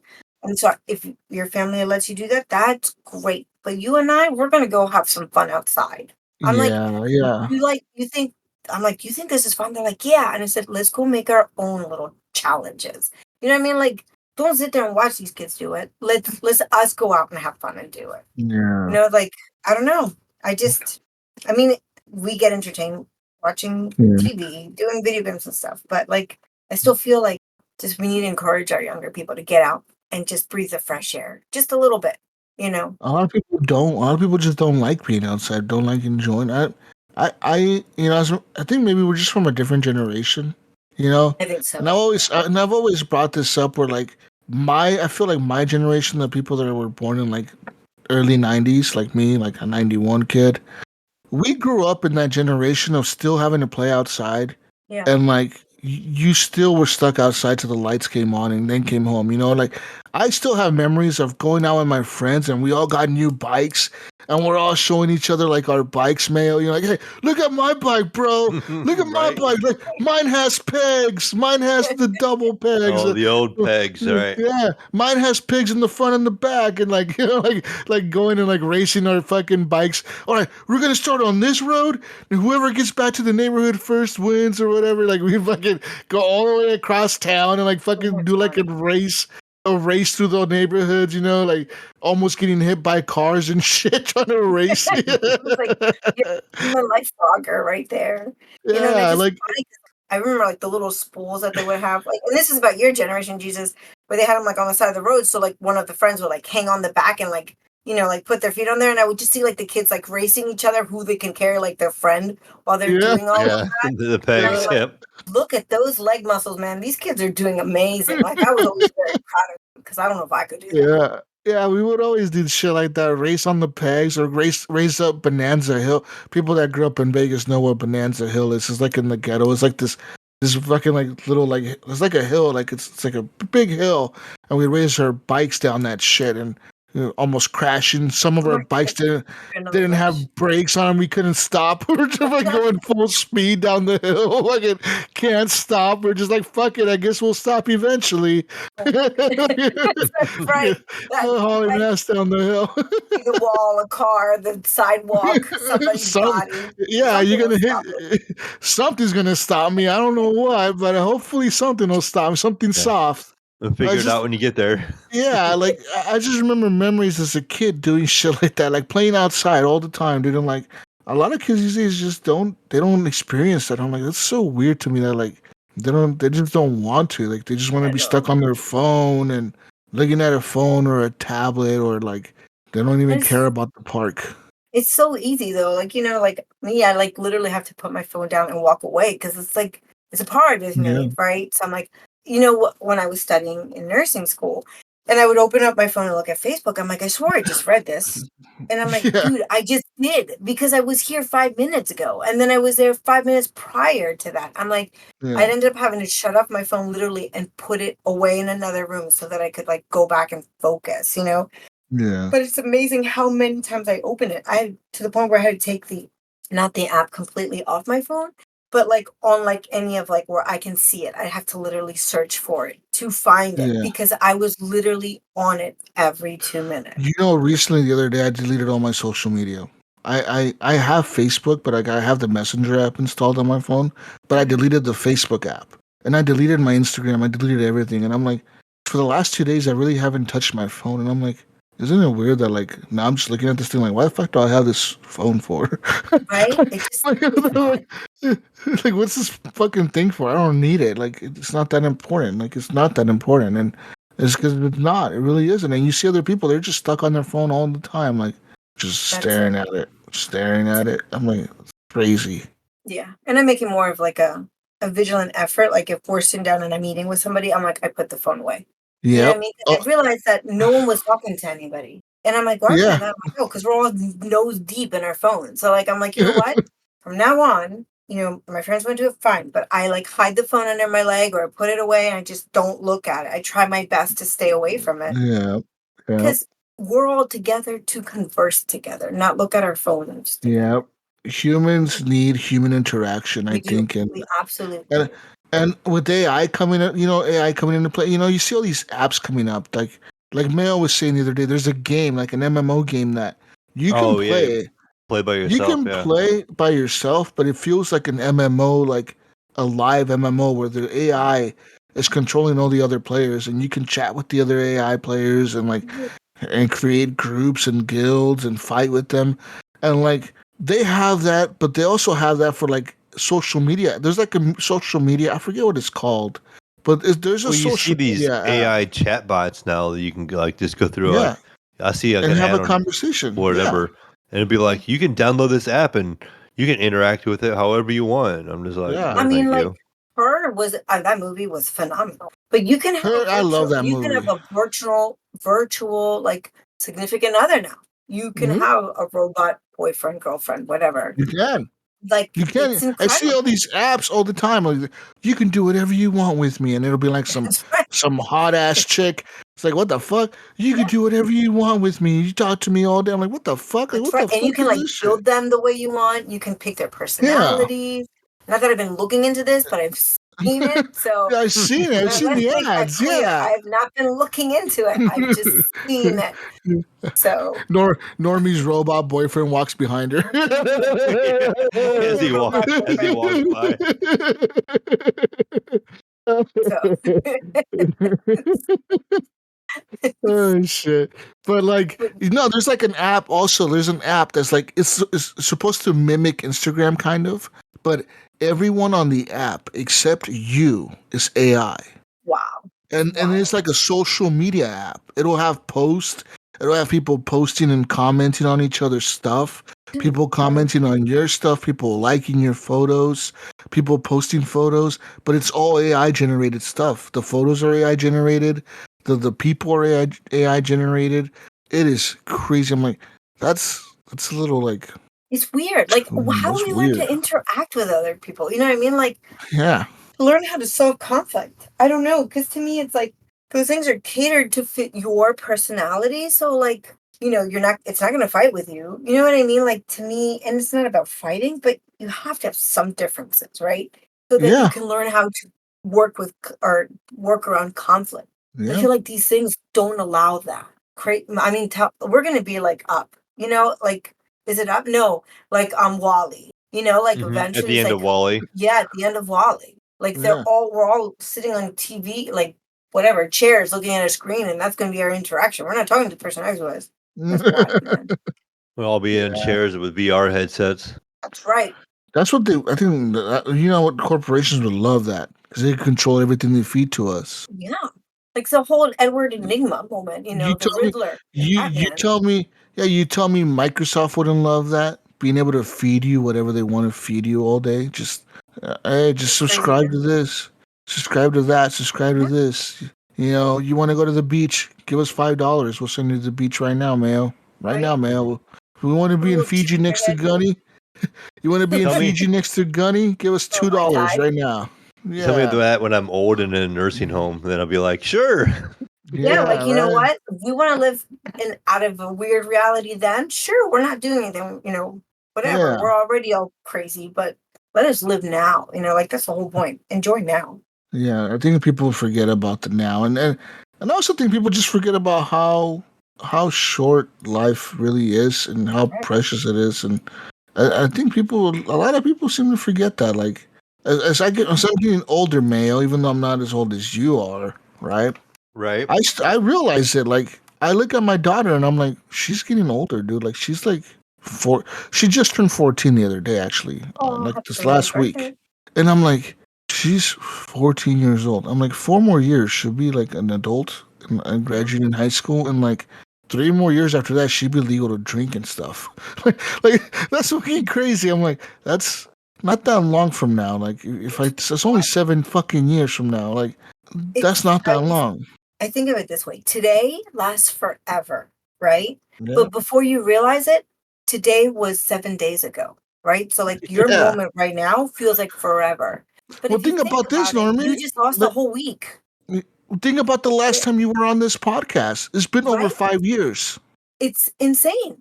Like it's crazy. And Five all I can do is years. just get up and like live life every day. And that's what you're doing. The present seems forever. But in reality, it's going by really fast. Yeah. Yeah. And a lot has changed in those 5 In years. five You know years, what I mean? exactly. Think A about lot. how much things have changed in 5 years, Mayo. Holy fuck. Oh, right. Holy shit, Mayo. Think Yeah. about my life has You, changed a lot in you're five talking, years, bro. you're talking to the guy that his youngest daughter's graduating this year. Like, oh man. There's so Yeah. much has changed, dude. Like, I think about, I'm like, fuck, so much is. I am just getting married next year. Like, that's crazy. It's wild. Like all this stuff, I'm like, man, like time just goes by so quick. It goes by so Yeah, quick. it does. We're You know? having we're having a deep moment here in HGP. We are. We are. I mean, in the last 5 years, changed careers. I have a whole new house. Live Yeah, on my own. My son graduates college this coming week. Like it's wild. So that is it's fucking crazy. you know what I mean? And I started, on Zombie like 12, 13, 14 years ago. My kid was like barely in the fourth grade. It's wild. That is crazy. That is a long time. Is Zombie Cat still going? We stopped a couple years ago, like right as I was starting to go into nursing school, which was Uh, because like I'm like I would not have been able to keep up with all of that because that yeah, was yeah, that was an yeah. intense journey for sure. I agree. Yeah. But No. unfortunately, But Sean Freeman is still doing another podcast, right? I think I don't he know if he's is. still doing it. I know he had picked one up. I haven't seen him like put it out there in a while, but I know he's doing a lot of other extracurricular activities with like He does a lot kids of and stuff like that. DJing, and he Yeah, went crazy big with that DJ shit. yeah, I've seen that. That's cool. I'm glad for him. But yeah, like me too. it's cool. Like yeah, just seeing all the changes that I've seen happen in the last the last 10, 15 years. The last 10 years that we've been podcasting on HGP, there's been so many changes, and I've seen it through the community. I've seen it with the community members and beyond that, like with my co-hosts, with my community members.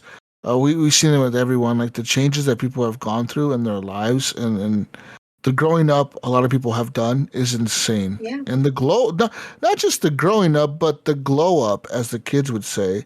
Like, it is fucking crazy. Like, some like, it's insane to me, like, the differences, man, that some people have gone through in the last 10 years of just me podcasting on here. Mel, think about that. Like, you've been with us, Mel, for how long? Like 9 years now? 8 years? Yeah, 7 probably about years? 9. So, like, think about that. Like, it's been a long fucking time, dude. Like, we've been Mhm. doing this for a long time, and think of all the changes that you've been through, and just it's fucking crazy.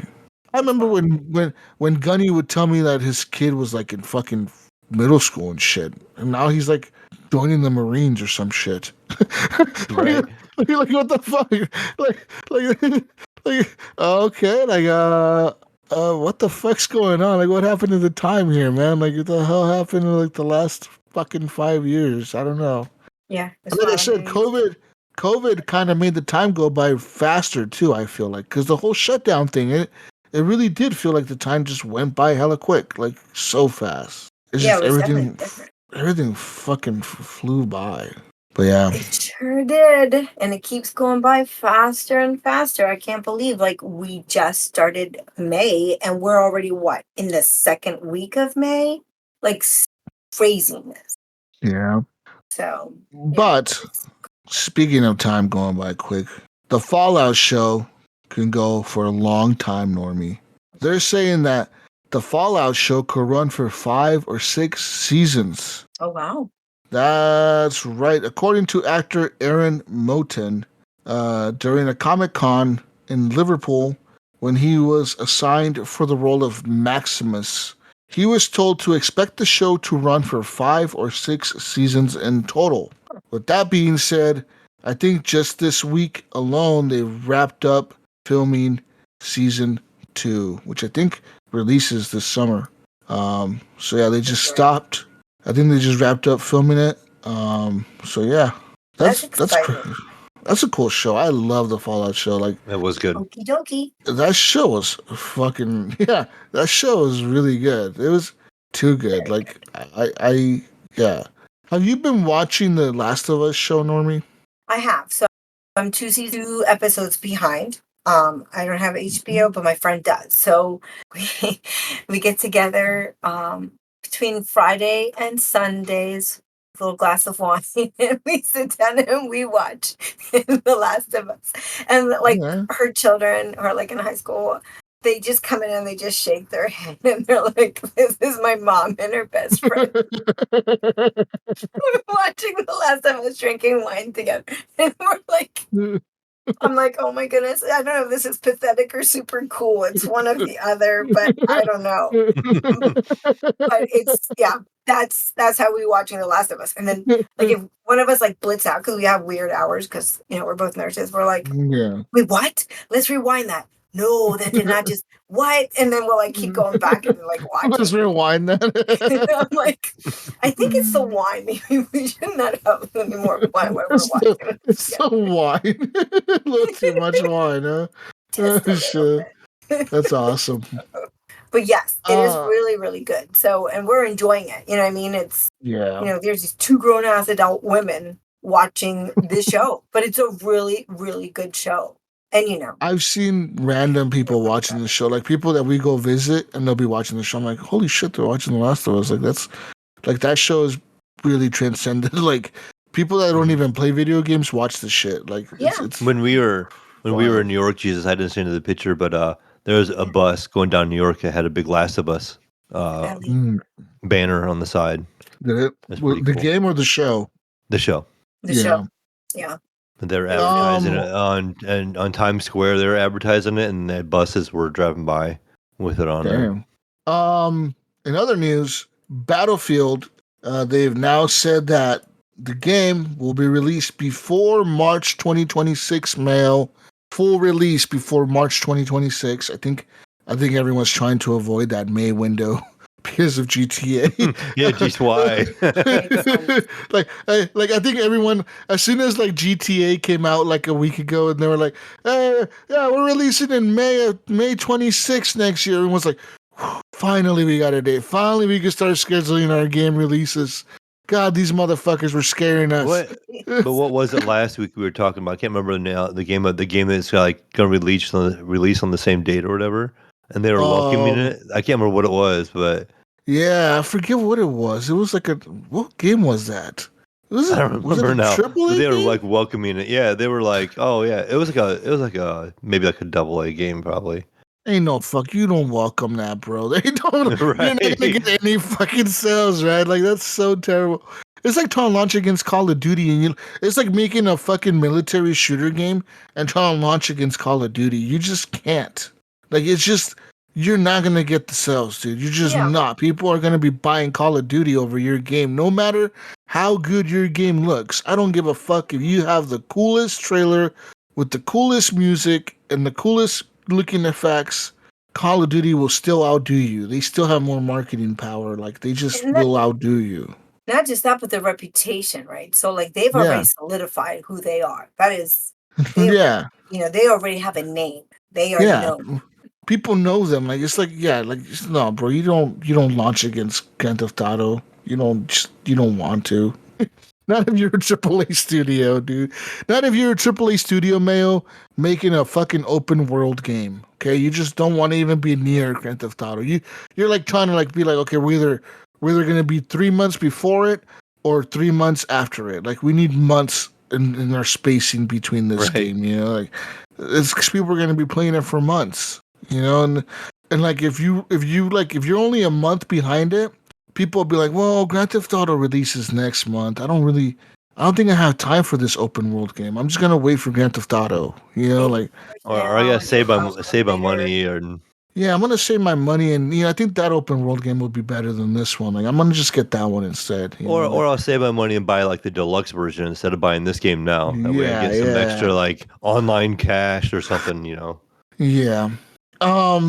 But EA has now said that Battlefield will be launching before March 2026, and that they are now expanding their Battlefield Labs game testing stuff to the Asian market. And they also said that Battlefield, when done right, Mayo, it's a huge franchise for them. When done right. I think they realize that because, of course, 2042 wasn't really done right, and you guys fucked with it too much, where it kind of alienated a lot of the Battlefield players.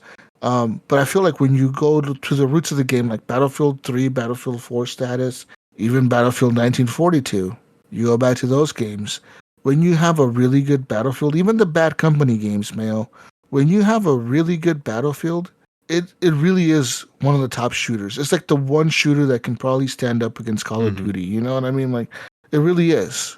And I'm glad EA realizes that. I'm glad like their CEO is thinking like, yeah, like no, we really do have a good shooter. Like we really can compete with Call of Duty, but we just gotta fucking know what the fuck we're doing. Not releasing this shit that we've been doing the last couple games or whatever, like we gotta do better.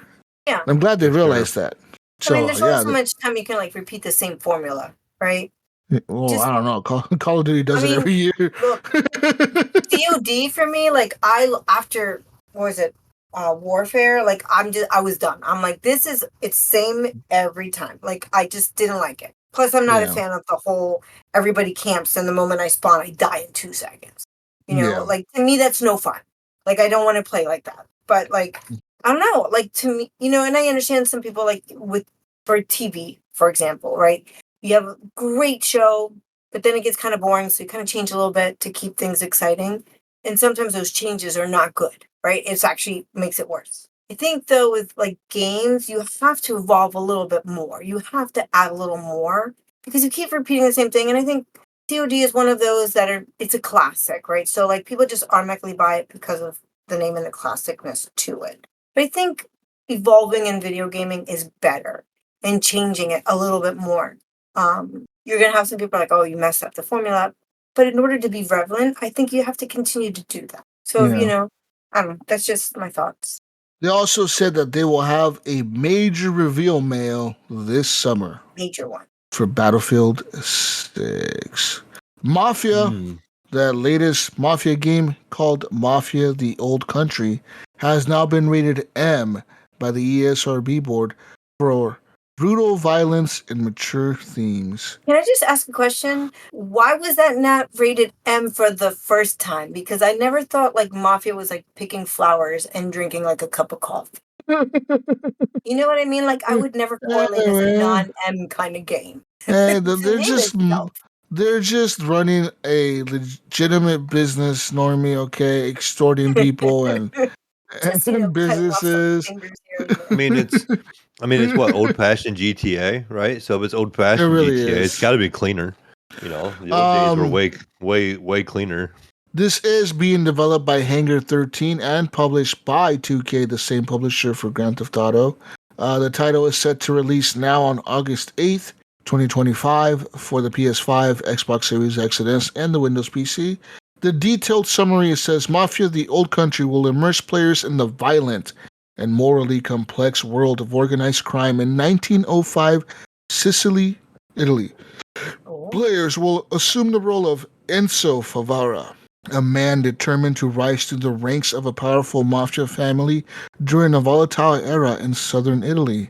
The gameplay centers around third-person action sequences combining firearms, explosives, and stealth mechanics, with the narrative focused on loyalty, betrayal, and ambition. Combat in the game is described as visceral and graphic. Players will make use of a wide array of weapons, including knives, pistols, shotguns, rifles, to eliminate rival gang members and bandits. Realistic gunfire effects, cries of pain, and blood splatter animations accompany each violent encounter. Stealth takedowns, such as slicing someone's throat, stabbing enemies from behind, are also available to players seeking a quieter approach. It says here, Cutscenes are noted for their intense portrayal of violence, Mayo. These include moments where characters are shot in the head, a bound man is bludgeoned to death in a chair, a character has his throat cut in a close-up scene, and another will have his fingers severed. Oh shit. See, I told you fingers. I Wow. told you. The title also features strong suggestive themes. Sequences are set in a brothel where women are escort clients, and one cutscene depicts a man tied to a bed by two women. Dialogue in these scenes is deliberately provocative, including right there. dialogue in these scenes is deliberately provocative, including a line such as, quote, "Give me more vino and all the lovely boobies." Give me That's more a great. vino, give me more wine.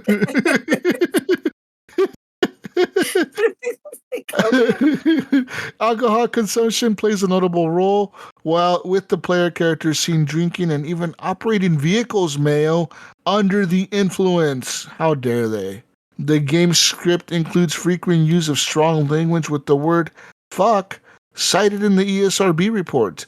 The rating also mentions the presence of in-game purchases, though it is unclear whether these are cosmetic or linked to gameplay. It says here, Mafia the Old Country serves as a prequel to the original Mafia game and is the fourth in the mainline installment in the series, with its historical setting in Sicily and a focus on the formative years of organized crime.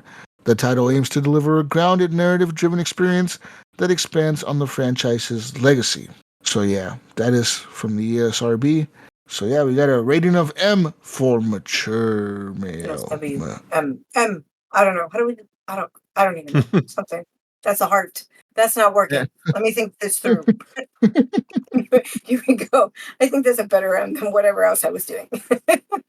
But also, Mafia, the Old Country, as video games are moving to an $80 price point, Mafia is staying at a $49.99 price point. That's Smart. right. That's right. They are also confirmed that the game is absolutely not, Mayo, an open world game, okay? It is not. Okay, Mayo? Stop thinking it's GTA. This is not an open world It's game, not? Mayo. No, it is rather a linear narrative-driven game. Hangar 13 developed gangster shooter showed off new gameplay in the recent trailer, and it's not GTA 6, but it's not Mafia 3. It's they say the 2K president David E. Smaler said of Mafia, he said, "We think there's a large audience for compelling stories that don't require massive time commitments." Okay. They say that it will be between 5 to 15 hours long to complete. That's pretty okay. I'd say 15 hours. Not too bad. But yeah, they said that they insist that it is not an open world game. It is completely linear. So there's that. And I here's a think that question. I don't mind that. I don't think. I was gonna say, like, what do you think about it? So they're saying, hey, we're not gonna go to the $80 price. However, it's only 10 to 15 hour gameplay and it's linear. It's not like we don't have a big open world. So do you think that that's a smart price point then? Because they're not double charging you, but it's also a smaller game. So you think that is a good reason to keep it at that price? Because if not, they probably might not be able to sell it for the 80. I'm thinking they're looking at Claire Obscure too. Like there's a smaller game, a double A studio, but it's still a good game. No one's saying this. Oh, because I paid $50, this game is shit, Mayo. I feel like I didn't get my Right. value. I don't feel like this game is very valuable because I didn't pay $80. No, like people are saying, fuck, this game could be game of the year right now, right? So I think maybe they're looking at that and they're thinking, maybe games don't have to be full price. Maybe we can release games at $50 that are not these huge titles that we can still sell quite a bit of copies of. I think $50 is a pretty decent price point. I think it's good. I think it's good.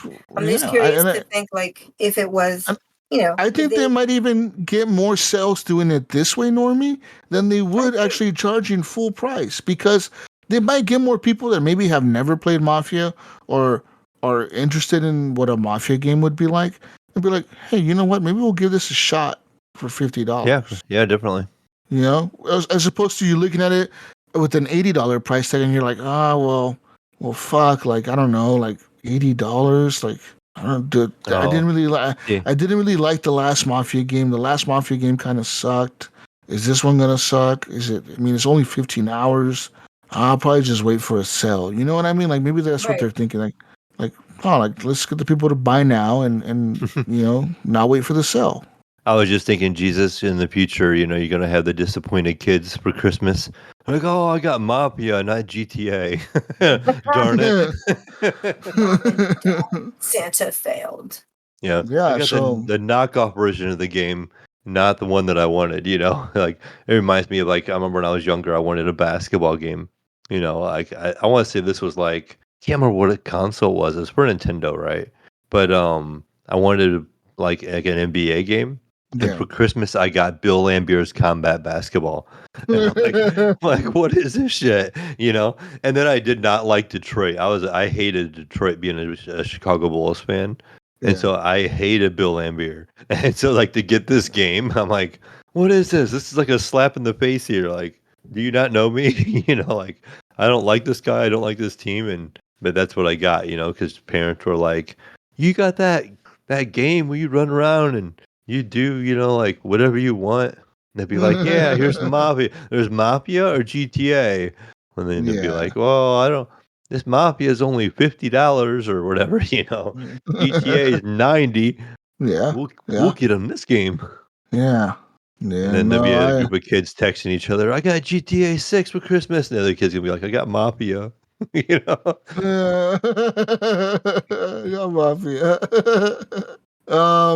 But yeah, that's kind of the news that I have for you guys. I mean, pretty much the big news was the price increases that were happening across the board.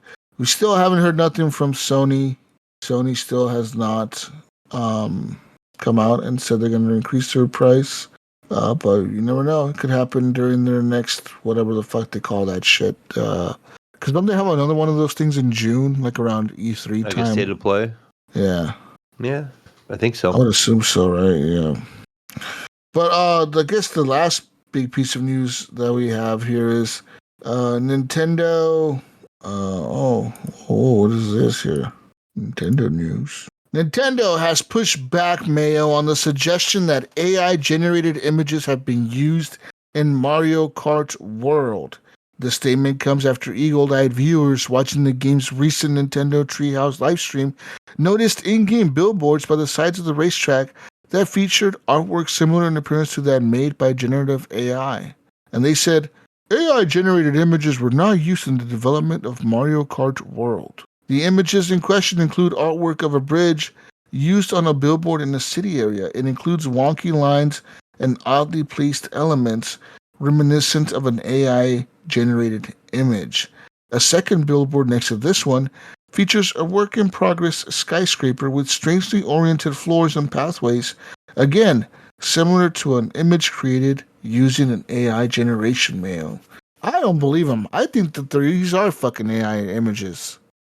I mean, is it really I that don't- big of a deal? I mean, if it's just a background or billboards or something like that, like I probably Yeah. wasn't even paying attention to them anyways up and playing the game.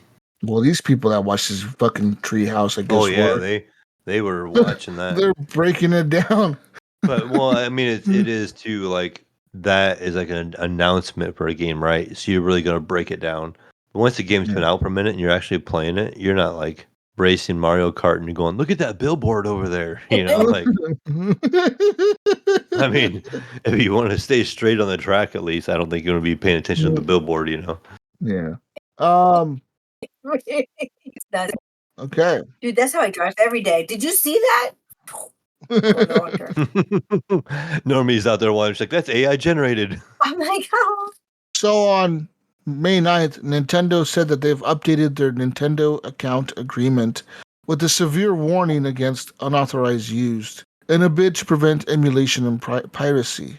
All those with the Nintendo account will have received an email, including, anyone really who That was me. has a Nintendo account, including Normie, which will link you to the updated policy. And as some people spotted, it says here the wording for the license for digital products section has been altered.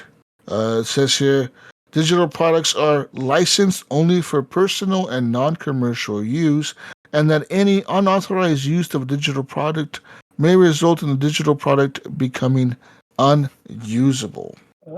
This differs slightly from the US version, which says, you acknowledge that if you fail to comply with the foregoing restrictions, Nintendo may render the Nintendo account service and or the applicable Nintendo device permanently unusable in whole or in part. So, for comparison, the original wording said, you are not allowed to lease, rent, sublicense, publish, copy, modify, adapt, translate, reverse engineer, decompile, or disassemble all or any portion of the Nintendo account services without Nintendo's written consent or unless otherwise expressly permitted by applicable law. And the UK update says, any digital products registered to your Nintendo account and any updates on such digital products are licensed only for personal and non-commercial use on a user device. Digital products must not be used for any other purposes, in particular without NOE's written consent.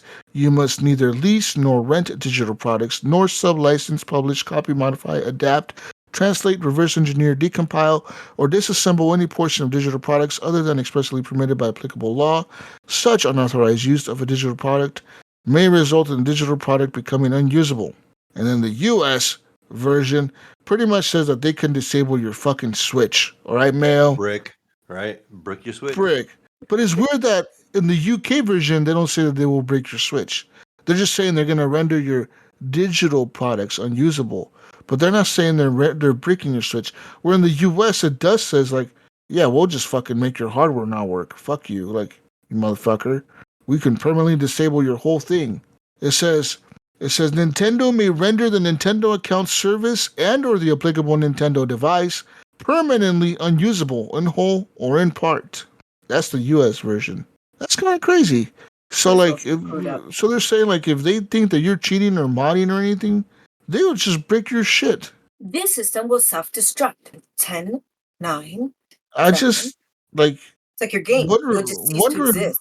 Wondering why like the UK version doesn't have that same wording than the US version. But Nintendo also confirmed that what else did they say here? You also, with the new Nintendo account privacy policy, Normie, is now Nintendo will be able to record video and voice chats stored on your console for a limited period of time if you give consent. This is intended for anyone who encounters language or behavior that may violate applicable laws. With the company able to review the last 3 minutes of recorded footage, this is to ensure a safe and family-friendly online environment. That's right.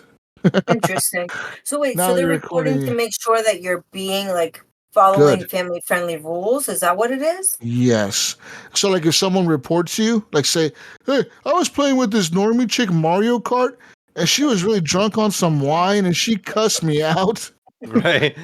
And then I guess they're they go doing that back. because of the whole what is it? The tagging or whatever they were that was that with the kid that just got killed or killed the family. Dude, what was it? You and I were talking What? about this, Mayo. And there's a good documentary on that on Netflix about it too. It's a real story.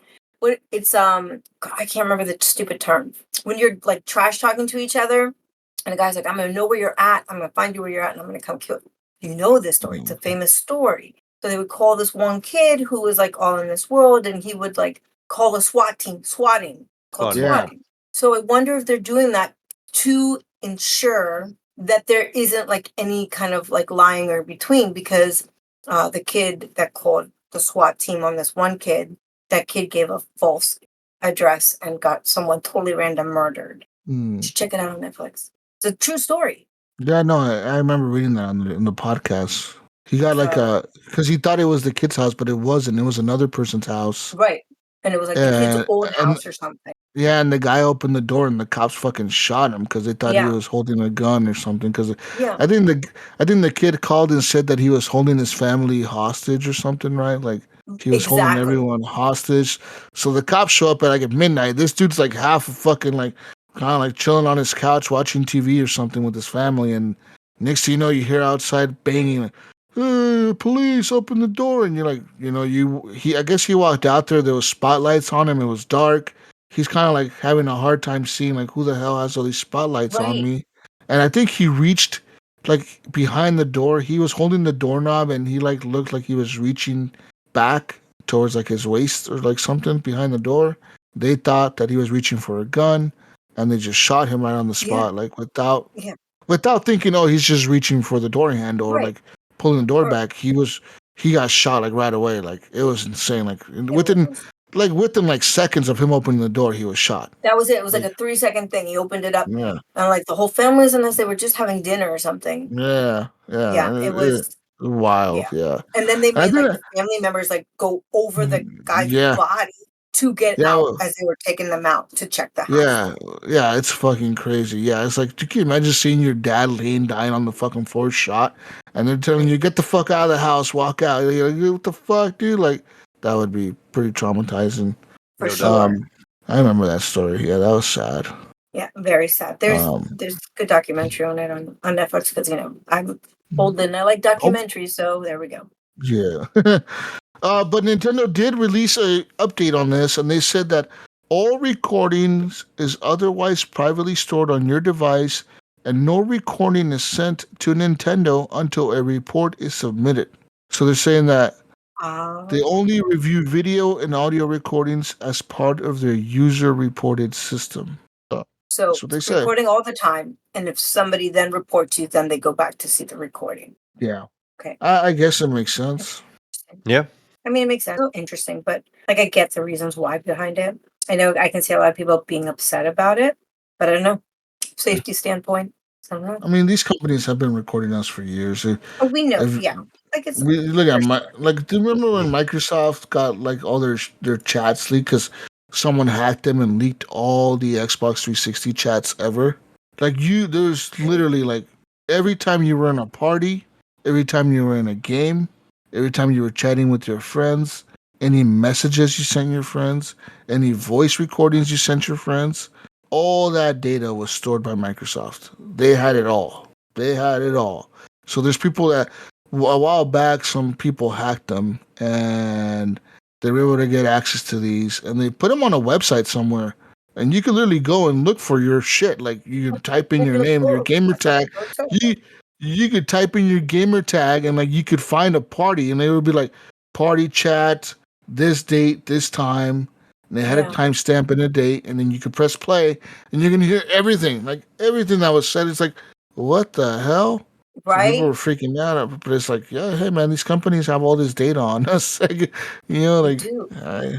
it's Look, crazy. I think like recently I was just reading an article that there's like a class action suit against Apple because and I'm Yeah. not going to say the name because I'll set mine off, that SIRI was recording conversations, right? Yep. And like they're like, everyone was like complaining it's only $20. I'm like, dude, first of all, it's no surprise that they're recording us. Second of all, it's like Yep. you're gonna be $20 richer. There you go, fill your tank up. Get half a Yeah. tank of gas. Just be happy, Yep. dude. You know what I mean? Like, and you know what? Yes, it's an invasion of privacy, but what are you doing that you're so afraid of them like recording? Yeah. I'm like, I'm boring. You want to record me? Knock yourself out. You're gonna fall asleep because there is nothing exciting about being up at 3 a.m. putting away laundry. Trust me. Knock yourself out. But they know that data normally. They know you're up at 3. So You guess know, at what? 3 a.m. Then, she put away her laundry. then 3:10, she yeah. got cats. So guess what? When you see your phone next time, Normie, and you're on Facebook or something, you have all these ads for want to stay up late at night. Drink Red Bull. Drink That's Red right. Bull. Gives you wings. It gives It you gives you energy. wings. I think somebody Yeah. even said they wanted like a class action suit because they said they drank a Red Bull and didn't get any wings. I'm like, oh my gosh, these people are so stupid. In other news, it may be price hike season, all right? I Mayo and Normie, we all know it may be I price know. hike season, but Sony is giving you a discount with a brand new PS5 bundle, Mayo. It's appeared officially on the Nintendo or the Sony online store, sorry, and On the select Nintendo store. retailers. It'd be weird if it was a Nintendo store. I'd be like, what the fuck? And select retailers, which is packing the Sony console and 24 months of PS Plus Premium, Mayo. Okay. 12 months of PS Plus Premium right now on the official US PlayStation Store will cost you of $159.99, Mayo. So 2 years of that shit, it's $320. But you get this and a PlayStation 5. All right. All right. Okay. The disc PS5, not the hobo one, Mayo. You get an The actual good one, disc Not the like the one hobo. that I have. Yep, PS5, the not good a one. hobo one. Okay.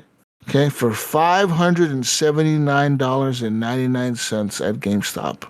This saves you $170 when you factor in the MSRP of the console and the almost $320 worth of 2 years PS Premium. So there's that. So you're saving $170, Mayo. I don't think that's bad, honestly, because like they were selling it 500 to start with. Now, is it? I mean, what are the talks about a PS6? You know, what I mean, is that why they're giving a little bit of a discount because they're having a new system coming out soon? I don't think so. They just released the PS5 Pro like what late last year. So that's not a bad. That's not a bad Right before price. the holidays, right? Yeah, so yeah, the PS5 Pro is still pretty new. I don't think they're gonna have a PS6 maybe till like I would say they'd announce it in 2027 and maybe release it then or not 2028. You know what I mean? That's So when what do you I'd think? say Do they you think this release is a it. good price? I mean, I don't think that's a bad price. I think it's a decent price. I mean, considering that PS Premium, this is like the top one, right? That's like the top The elite. PS Plus thing, the premium one. Being $160 a year and you get 2 years of it, that's $320 just alone right there. Yeah, Plus the PS5. I mean, it's pretty decent. I think it's not bad, right? Pretty much, you're getting Compare, 150 or something off if you yeah. look at it. Man, if you're new to Consider, that, I mean, there's a lot of good yeah. games in there you can actually play. That is, yeah. It's quite a bit of games you can play. Yeah, because the premium doesn't the premium also has like the game trials and shit too, right? Like some games you can Yeah, trial for like you get the trials and you get those really old games, kind of like normally it's yeah. talking about like Metal Gear and not Metal Gear, but Twisted Metal and a bunch of their old titles that were on like the PS1, PS2. You get access to all those as well. I would love to play that again. I might just go do this stupid deal just so I can go play Twisted Metal. That was a great game. That was an Yeah. amazing game. Play with and without Um, cheats, man. Amazing game. and on top of that, you get the disc console. Like, if you want to buy used games, you can. I'm a disc console. You saw Mayo. I love Yeah. showing off my video games. I'm a disc girl. I don't like the digital stuff. Yeah. So yep, there's that. Hold on. What is this? What is this? Oh, wow. PS5 now offers a new way to pay for things, Mayo. That's right. As first reported by 9to5 Mac, the most recent PS5 update has now finally taken advantage of iOS 18, allowing for direct purchases using Apple Pay. That's right. PS5 owners have previously been able to use Apple Pay via the PlayStation app or the PS5 browser, but it's taking over 4 years to get native support for the popular payment method on the console. Now, rather than having to take any extra steps, customers can simply select the Apple Pay during the checkout process on their PS5. They will be greeted with the QR code, and they scan that QR code using their iPhone or their iPad to complete the transaction.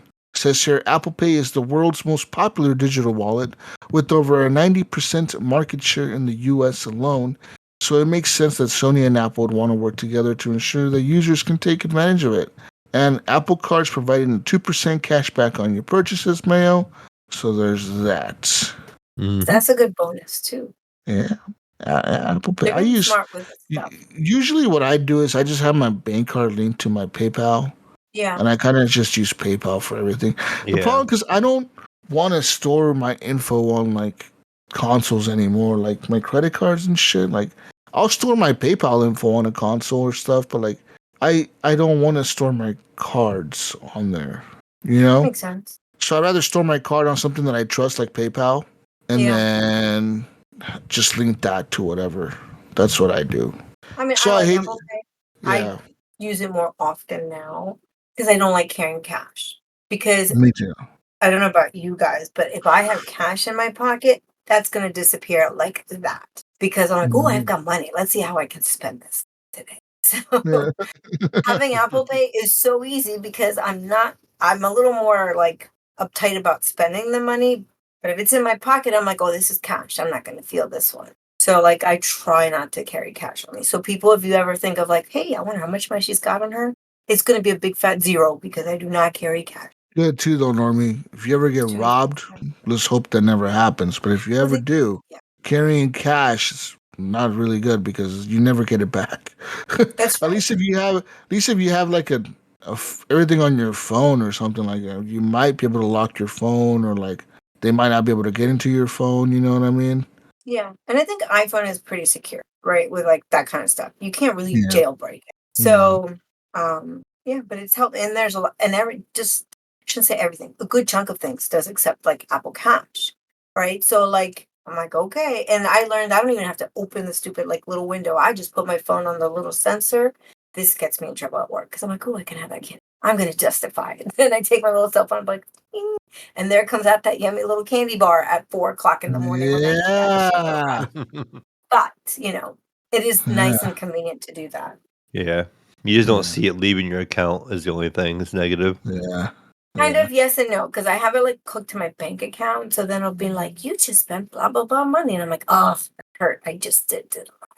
But, 4 o'clock in the Yeah. morning when you need a sugar candy bar rush, it is well worth it.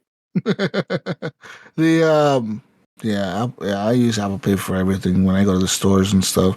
I hate stores that don't accept it, like Walmart. It's like, Yeah. fuck you, Walmart. You know what I mean? Pull out a debit card and put it in your stupid machine because you don't want to. You're mad Hey, that Apple. people use Apple. Yeah, like come on now, dude. Like, yeah, it's Yeah, kind of I mean, annoying. Jesus, it's so much more difficult pulling out your debit card. It is. Pull out the It, wallet, open it up, find where you yeah, put the stupid man. thing. Who uses Or kind of or if your boomer debit shit? card and your other card look alike, right? Yeah. Oh my gosh, yes. So my credit card and my bank card are identical. The only way I can tell the difference, obviously I've been memorizing the numbers, it's just a little tiny sign on the back of the card. Yeah. So I'm like looking, I'm like, which one do I have? And I look like an idiot trying to like fumble between both cards. Yeah. It's All right. sick. Another news. Radio Shack has been revived from the dead, Mayo. That's right. Radio Shack is back, baby. Woo! We actually have one here in Columbus. Really? After going bankrupt in 2017, the brand was acquired by new owners in 2023, Mayo, and the company is using its new lease on life to offer the usual assortment of electronics, along with a cool lineup of new vintage style audio gear. This is for the boomers like Gunny out there. Okay, listen, you can buy retro speakers, radios, and turntables. These are all included in the new Radio Shack catalog. That's right. The vintage turntable with Bluetooth and FM radio, Mayo, is the most premium at $126. This is discounted because it was $140. Along with the chance to play your favorite vinyls and support for 3 speeds and auto return. Their turntable features a built-in AM/FM radio, support for CDs, a cassette player, and the ability to record audio directly to a connected USB or SD card, all housed inside an engineered wood cabinet with a rich brown color and a retro brass accents. That's right, Mayo. I know you want that, Mayo. The boomer in you wants that. Right. I know you do, Mayo. But if that's not for you, Mayo.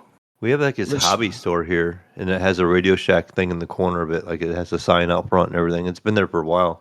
That's probably the reboot brand that's coming back. Yeah. Listen, a more affordable alternative is the portable suitcase turntable with Bluetooth. That's on sale for $72, which was $80. But its slim footprint makes it a great option if you travel with your favorite records. Radio Shack is also offering a handful of retro radios. The 3-band vintage radio comes with the Bluetooth support and the ability to play MP3 files from a USB port, while the 2-band vintage radio boasts a vibrant LED display and the same Bluetooth support. The 3-band radio is $25, while the 2-band is $40. And rounding out the new catalog are 2 new speakers, Mayo. I know you were waiting for this one. One is a sizable 240-watt retro Bluetooth speaker with FM radio, featuring a premium leather body and minimalist metal grille. It is on sale for $104, and it was $130. So there's that, Mayo. The other is the smaller 80-watt retro speaker. It uses the same high-grade leather and metal construction, though its combination of rose gold and black makes it a bit more stylish. It's now $80, which was $100. Yeah, man, so listen, Radio Shack is back, right, Mayo? They're giving you boomers what you want. Your old school vintage turntable radios, and that's it. I like it. Look, I would buy it. I want the boombox, man. Put it up here on my shoulder. And all my 80s music and 90s hair band. Let's do it. Xbox has partnered with the pizzeria chain to bring pizza promotion ahead of the release of Doom the Dark Ages. That's right, Doom the Dark Ages is getting a food promotion, and it's not Mountain Dew or Doritos. Xbox has announced that it has partnered with Prince Street Pizza to offer a Doom-inspired pizza that comes with some digital goods. Prince Street Pizza, a pizzeria chain with a handful of locations in the U.S. and Canada, is selling the Hellfire pepperoni. Hellfire is great. That's great. That's right. A pie emphasizing spicy ingredients that supposedly evoke the fire and brimstone of Doom's setting. The pizza includes pepperoni, spicy sauce, habanero peppers, and hot honey. And it comes in a Sicilian style, which is thick, square crust with crispy edges. But purchasers of this Hellfire pepperoni will also get some digital goodies thrown in. You'll get a timed exclusive in-game skin for the Doomslayer, alongside a code for a 1-month trial of Game Pass. Also, Prince Street Pizza will give you the pizza in a custom box, Mayo, if you order for takeout. That's right. If you can, say, can you just put the pizza, in a different box and give me that little box anyways? Because I'm the one, it's nostalgic. Yeah, right. Yeah, that's what That's smart, Normie. That's what people should be doing. Don't ask for the pizza in that box. Just ask for the box empty and the pizza on Like something something else. else, or just carry it in your hand, or just eat it. Save the damn box, people. Don't get it dirty. All right. In other news, the latest GTA 6 trailer, GTA 6 trailer 2, officially released in Mayo. Did you watch it, Mayo? Just bits and pieces. All right. This is the one that reveals the release date of May 26, 2026, right? And people have been breaking this shit down, Mayo. Listen, does GTA 6 have ray tracing, Mayo? In this new GTA 6 trailer, the video confirms a massive use of ray tracing across the world of Vice City. Every shot of the game is dripping with ray traced reflections, with car windows and the sides of vehicles reflecting everything around them. Additionally, the game seems to use a form of Rockstar's ray traced global illumination that was added to the PC version of GTA 5 earlier this year. Shadows also seem to benefit from the ray tracing, but some smaller objects in cutscenes, such as keyboard moved by a prison guard, and are not casting realistic shadows. What platform was GTA trailer running on, Mayo? You may wonder that, right? You think this thing's running on a 5090 RTX 5090 with an Intel 9? No, Mayo, no, Mayo. Settle down, Mayo. No. This was all running on gameplay footage on a PlayStation 5 base system. Did they Right. determine if it was the base system or if it was a pro? Because I remember watching It on says Digital Foundry. They were It says talking about that. Rockstar did not really specify that it was not running on a Pro, which means that maybe it wasn't, or maybe it was. But I mean, I'm They were thinking just if it saying was, PlayStation, yeah. I'm thinking if it was on a Pro, they would be saying the Pro, right? Wouldn't you think they'd be saying the Pro? Like, so, like you think Sony would want them to be like, hey guys, say it's the Pro so we get more Pro sales. Say it's the Pro. Say it's running on the Pro so we can get more of these fucking console sales. That's what I would be saying if I was Sony, right? Yeah. I'd be like, yo, man, give me some more fucking Pro sales up in here. Yeah. Says here, Or they could be going, this is the hobo version. Wait to see the good version on the Pro. the third trailer. Says here, the trailer 2 missions and story revealed. It says, in the trailer, Rockstar showed off a ton of new missions that players will engage in when the game finally releases next year. One mission is to take on the heist from Fast and the Furious 5, where a bank vault is tied to the end of a car as Lucia and Jason speed through Vice City. As the game focuses on a Bonnie and Clyde relationship between its two protagonists, Rockstar has created a ton of heists for the players to perform. Another mission sees the protagonist fighting on the landing gear of a plane as it flies over the city. As for the main story, the game focuses on Lucia and Jason returning to a life of crime after the former has spent time in prison. While the duo performs bank heists and store robberies, a police force mounts up against them. As it says here, Jason and Lucia have always known the deck is stacked against them, but when an easy score goes wrong, they find themselves on the darkest side of the sunniest place in America, in the middle of a criminal conspiracy stretching across the state of Leonida, forced to rely on each other more than ever if they want to make it out alive. That's what the synopsis of the game reads. So yeah, that's right. So says here, so far the music that has been shown in the trailers, one is called Child Support by Zinglin and 5 Itwall. Everybody Have Fun Tonight by Wing Chung. Wing Chung. Everybody have fun tonight. Talking to Everybody Myself have fun Again tonight. by Tammy Wynette. And Hot Together by the Pointer Sisters. That's right. Also, like, I'm looking at all these all these things, man, like all these little things that pop up that say, like, did you see the bubbles in the beer in the beer when they were showing the shot? Did you see the way that when the guy was walking out the store with the 6-pack of beer, the way the liquid moved inside the bottles? I'm like, Jesus Christ! Like, people really are looking into everything about this trailer. Oh yeah, bro. they are. Like, did you see the jiggle physics on that chick?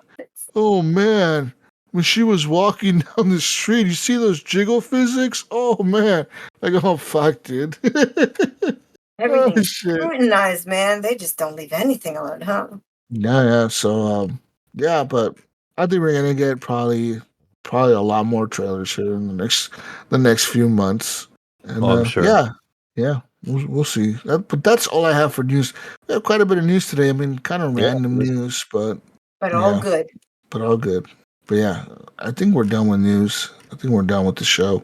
I think we're done with everything. Yeah, my I'm dogs tell me I'm done. She's like, I I need only to go have outside. I only have listen. I only have 4 hours to go before the game releases on the PS5. Oh, You you're can do it. there. You can do it. 4 hours. Jesus, if you were from the future like Normie and I, it's already 1 a.m. here. That's But right. yeah, you guys have to wait till like fucking 8 a.m. on the East Coast I'll That's be at right. work.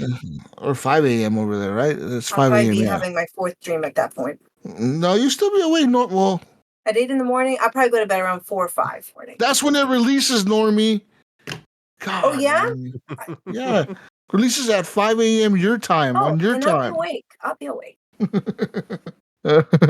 Anyways, but yeah, I really recommend people to check out the Precinct. It is Yeah, a it's pretty cool. top-down isometrical police game where you are playing as a cop in like it looks like an old school Detroit style city, like maybe in the 80s, but you are a cop who's the son of a former like a hero cop that passed away. We don't know what the circumstances of your dad passing away, like if he died on the job or like he died after retirement or something. But he was But like really everyone, decorated, right? yeah, like a super Kind of like decorated Miles veteran. Yeah, Morales' dad. People are yeah, like telling me. everyone knew him. All the people. So when this game starts, like at least when the demo started, and you were like a rookie cop that was like your first day on the job, like everyone in the station knows who you are because they're like, oh, we knew your dad. We really respected your dad. We hope you live up to his standards. You know, like we hope that like you're as good Hold as your it dad down. was. And then in this game, you can play as a cop. So you frisk people in the streets. You issue parking tickets. You pull people over, you go on high speed chases, you patrol the city. You can either do it via foot, a police car, or a helicopter even. You can fly a No helicopter around. horses? No horses. I don't No Oh, horses, no. come Not on. yet. listen, Normie, the horses only come out during the riots, okay? That's when the horses come out. In I Central Park, you'll see police officers on the horses. We didn't get a chance to yeah. see that. In Portland, Oregon, you used to. And I don't Really? know what happened. I think that they got rid of him because people were saying that the horses were too intimidating. Like What? because they're so I big or mean, there's whatever. only one way they could be intimidating, but that's Yeah. a whole nother story. But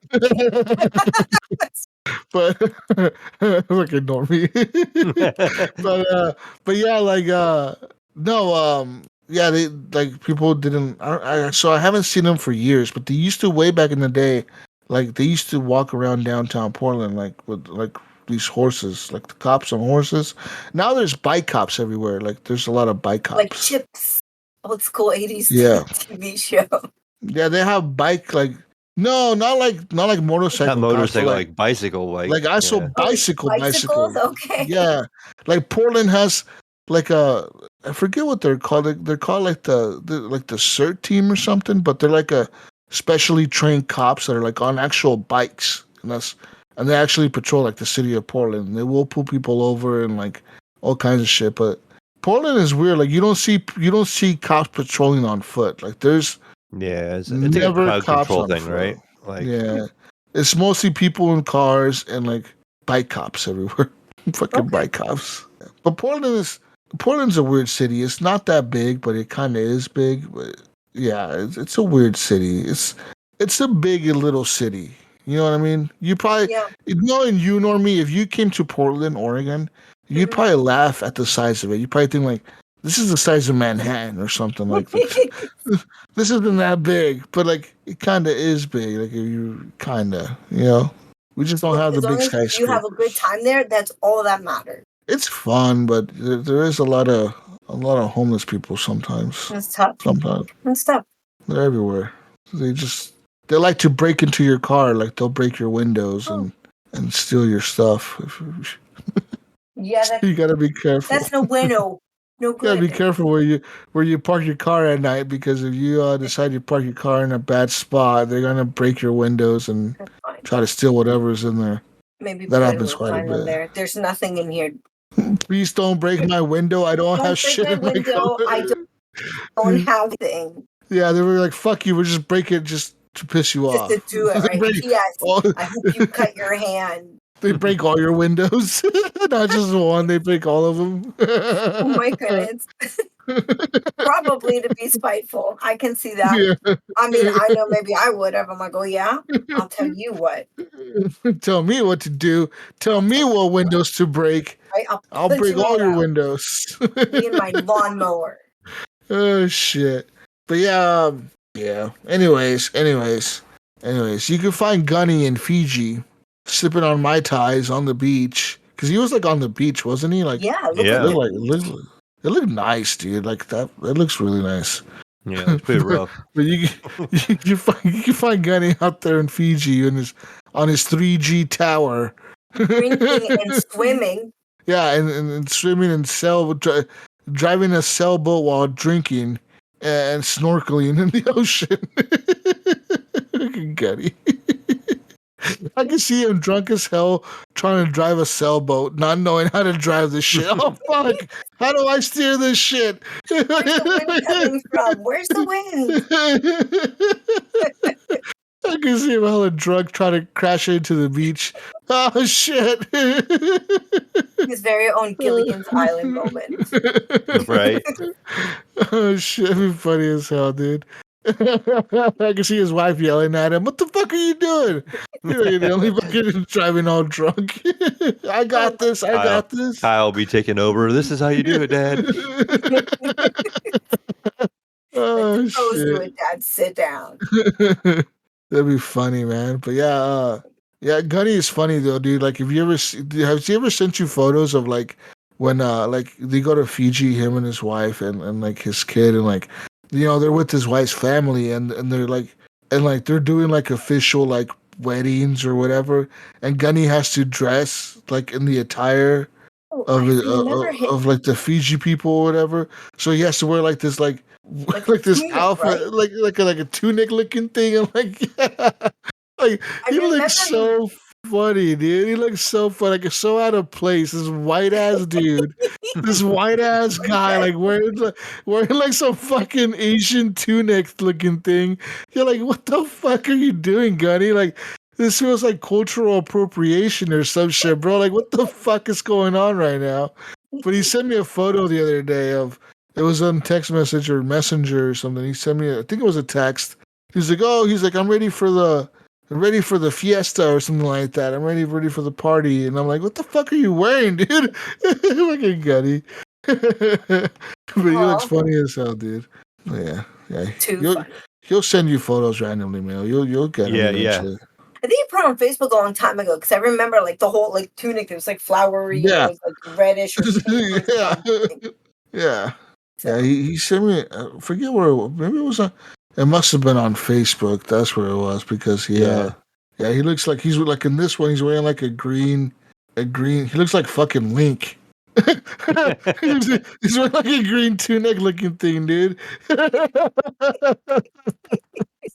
He looks like Link from fucking Zelda. All he needs is the fucking big hat, dude. Oh shit! oh my They're God. fucking good. Well, I'm just giving you shit, Gunny. You look fine, buddy. Gunny rocks I give him credit. He tries. for He's like sure. You know what I mean? For he's sure. like I gotta make the wife happy. At least he's respectful enough to respect their culture enough to dress up Right? like how he's supposed to. You know what I mean? Like he's like, Mhm. oh no, fuck that. I'm not gonna wear what they want me to wear. Right. It's like, no, he's actually dressed up like what they would wear. You know? That's So right. that's kind That's of love, cool. man. That's love. Yeah, good job, Gunny. Good job. Anyways, find him in Fiji and find him on everything else Gunny Chief. He is on Discord as well. The best place to find us. Where can we find you, man? Oh, main place you can find me. They're really easy to get to Discord, right, Normie? That's right. So Stupid Discord. Discord is so easy. Anybody can do it. Anybody. But yeah, easiest place to find me is Discord because it's linked to all the accounts and all the PlayStation and Xbox and all that stuff. Did you so. make a Discord just for this show, Normie? No, I had it, but for whatever reason, every time I would try to get on Discord, it would like kick me out or like not right. And then I would try to like find like the chats and stuff, and it like wouldn't let me. It was just whatever reason Discord said, "Oh, Normie's coming on. Let's make this a living nightmare for her." So Okay. Well, yeah, she has another Discord account, so Oh. there's two normies on there now. So when it showed her joining the channel, but she was already in there on her other account, but it wasn't active. That's why we see her popping up. I'm following. dun, dun, dun. So yeah, just All right. Where are we gonna find you at, Normie? Normie? Me, you can find me on Facebook under Normie Late. If you want to find me there, you can. If you just have to friend request me, just let me know how you know me. Because if I think you're some random creepy weirdo, then chances are I'm not gonna, accept the invite. But that's really where you can find me. Like I don't really do Instagram, and I always call it the formerly known as Prince, which is X, the Twitter, because it changed their names. So, but I don't really use that as much. So Facebook is the best place to find me. Normie Late, 2 eyes. Normie. All right. And find me on everything as Jesus Walks Lot. I'm on Discord as well, and I'll be playing the precinct. How do you say that? Precinct. I can't say it. Getting there. Fuck you, Bale. Right? I can't fucking say it, bro. The precinct. There you go. Works for me. You got it. Precinct. I can't fucking say it. Precinct. You've been playing that game. I can't fucking. How do I say it? Damn it! The precinct. Yes. I think that's it. I'll be playing that game. This week, and I'll also be playing some more Yes Your Grace, part 2, and some Doom, I guess. Yeah, I'm playing that too, and some more Expedition 33. Got a lot of shit to play this week. It'll be a busy week. I think I have the next 2 days off. Gives me enough time to catch up on shit. Alright, man. Anyways, with that being said, peace out, Brussels sprouts. We'll catch you on the next edition of the World of Games podcast. Definitely lots of games to talk about next week, man. Okay, lots of games, all the games. We're out of here. Bye, everyone. Bye. See. Normie, why are you waving at me? Okay. I'm waving you guys. Oh, okay. This is like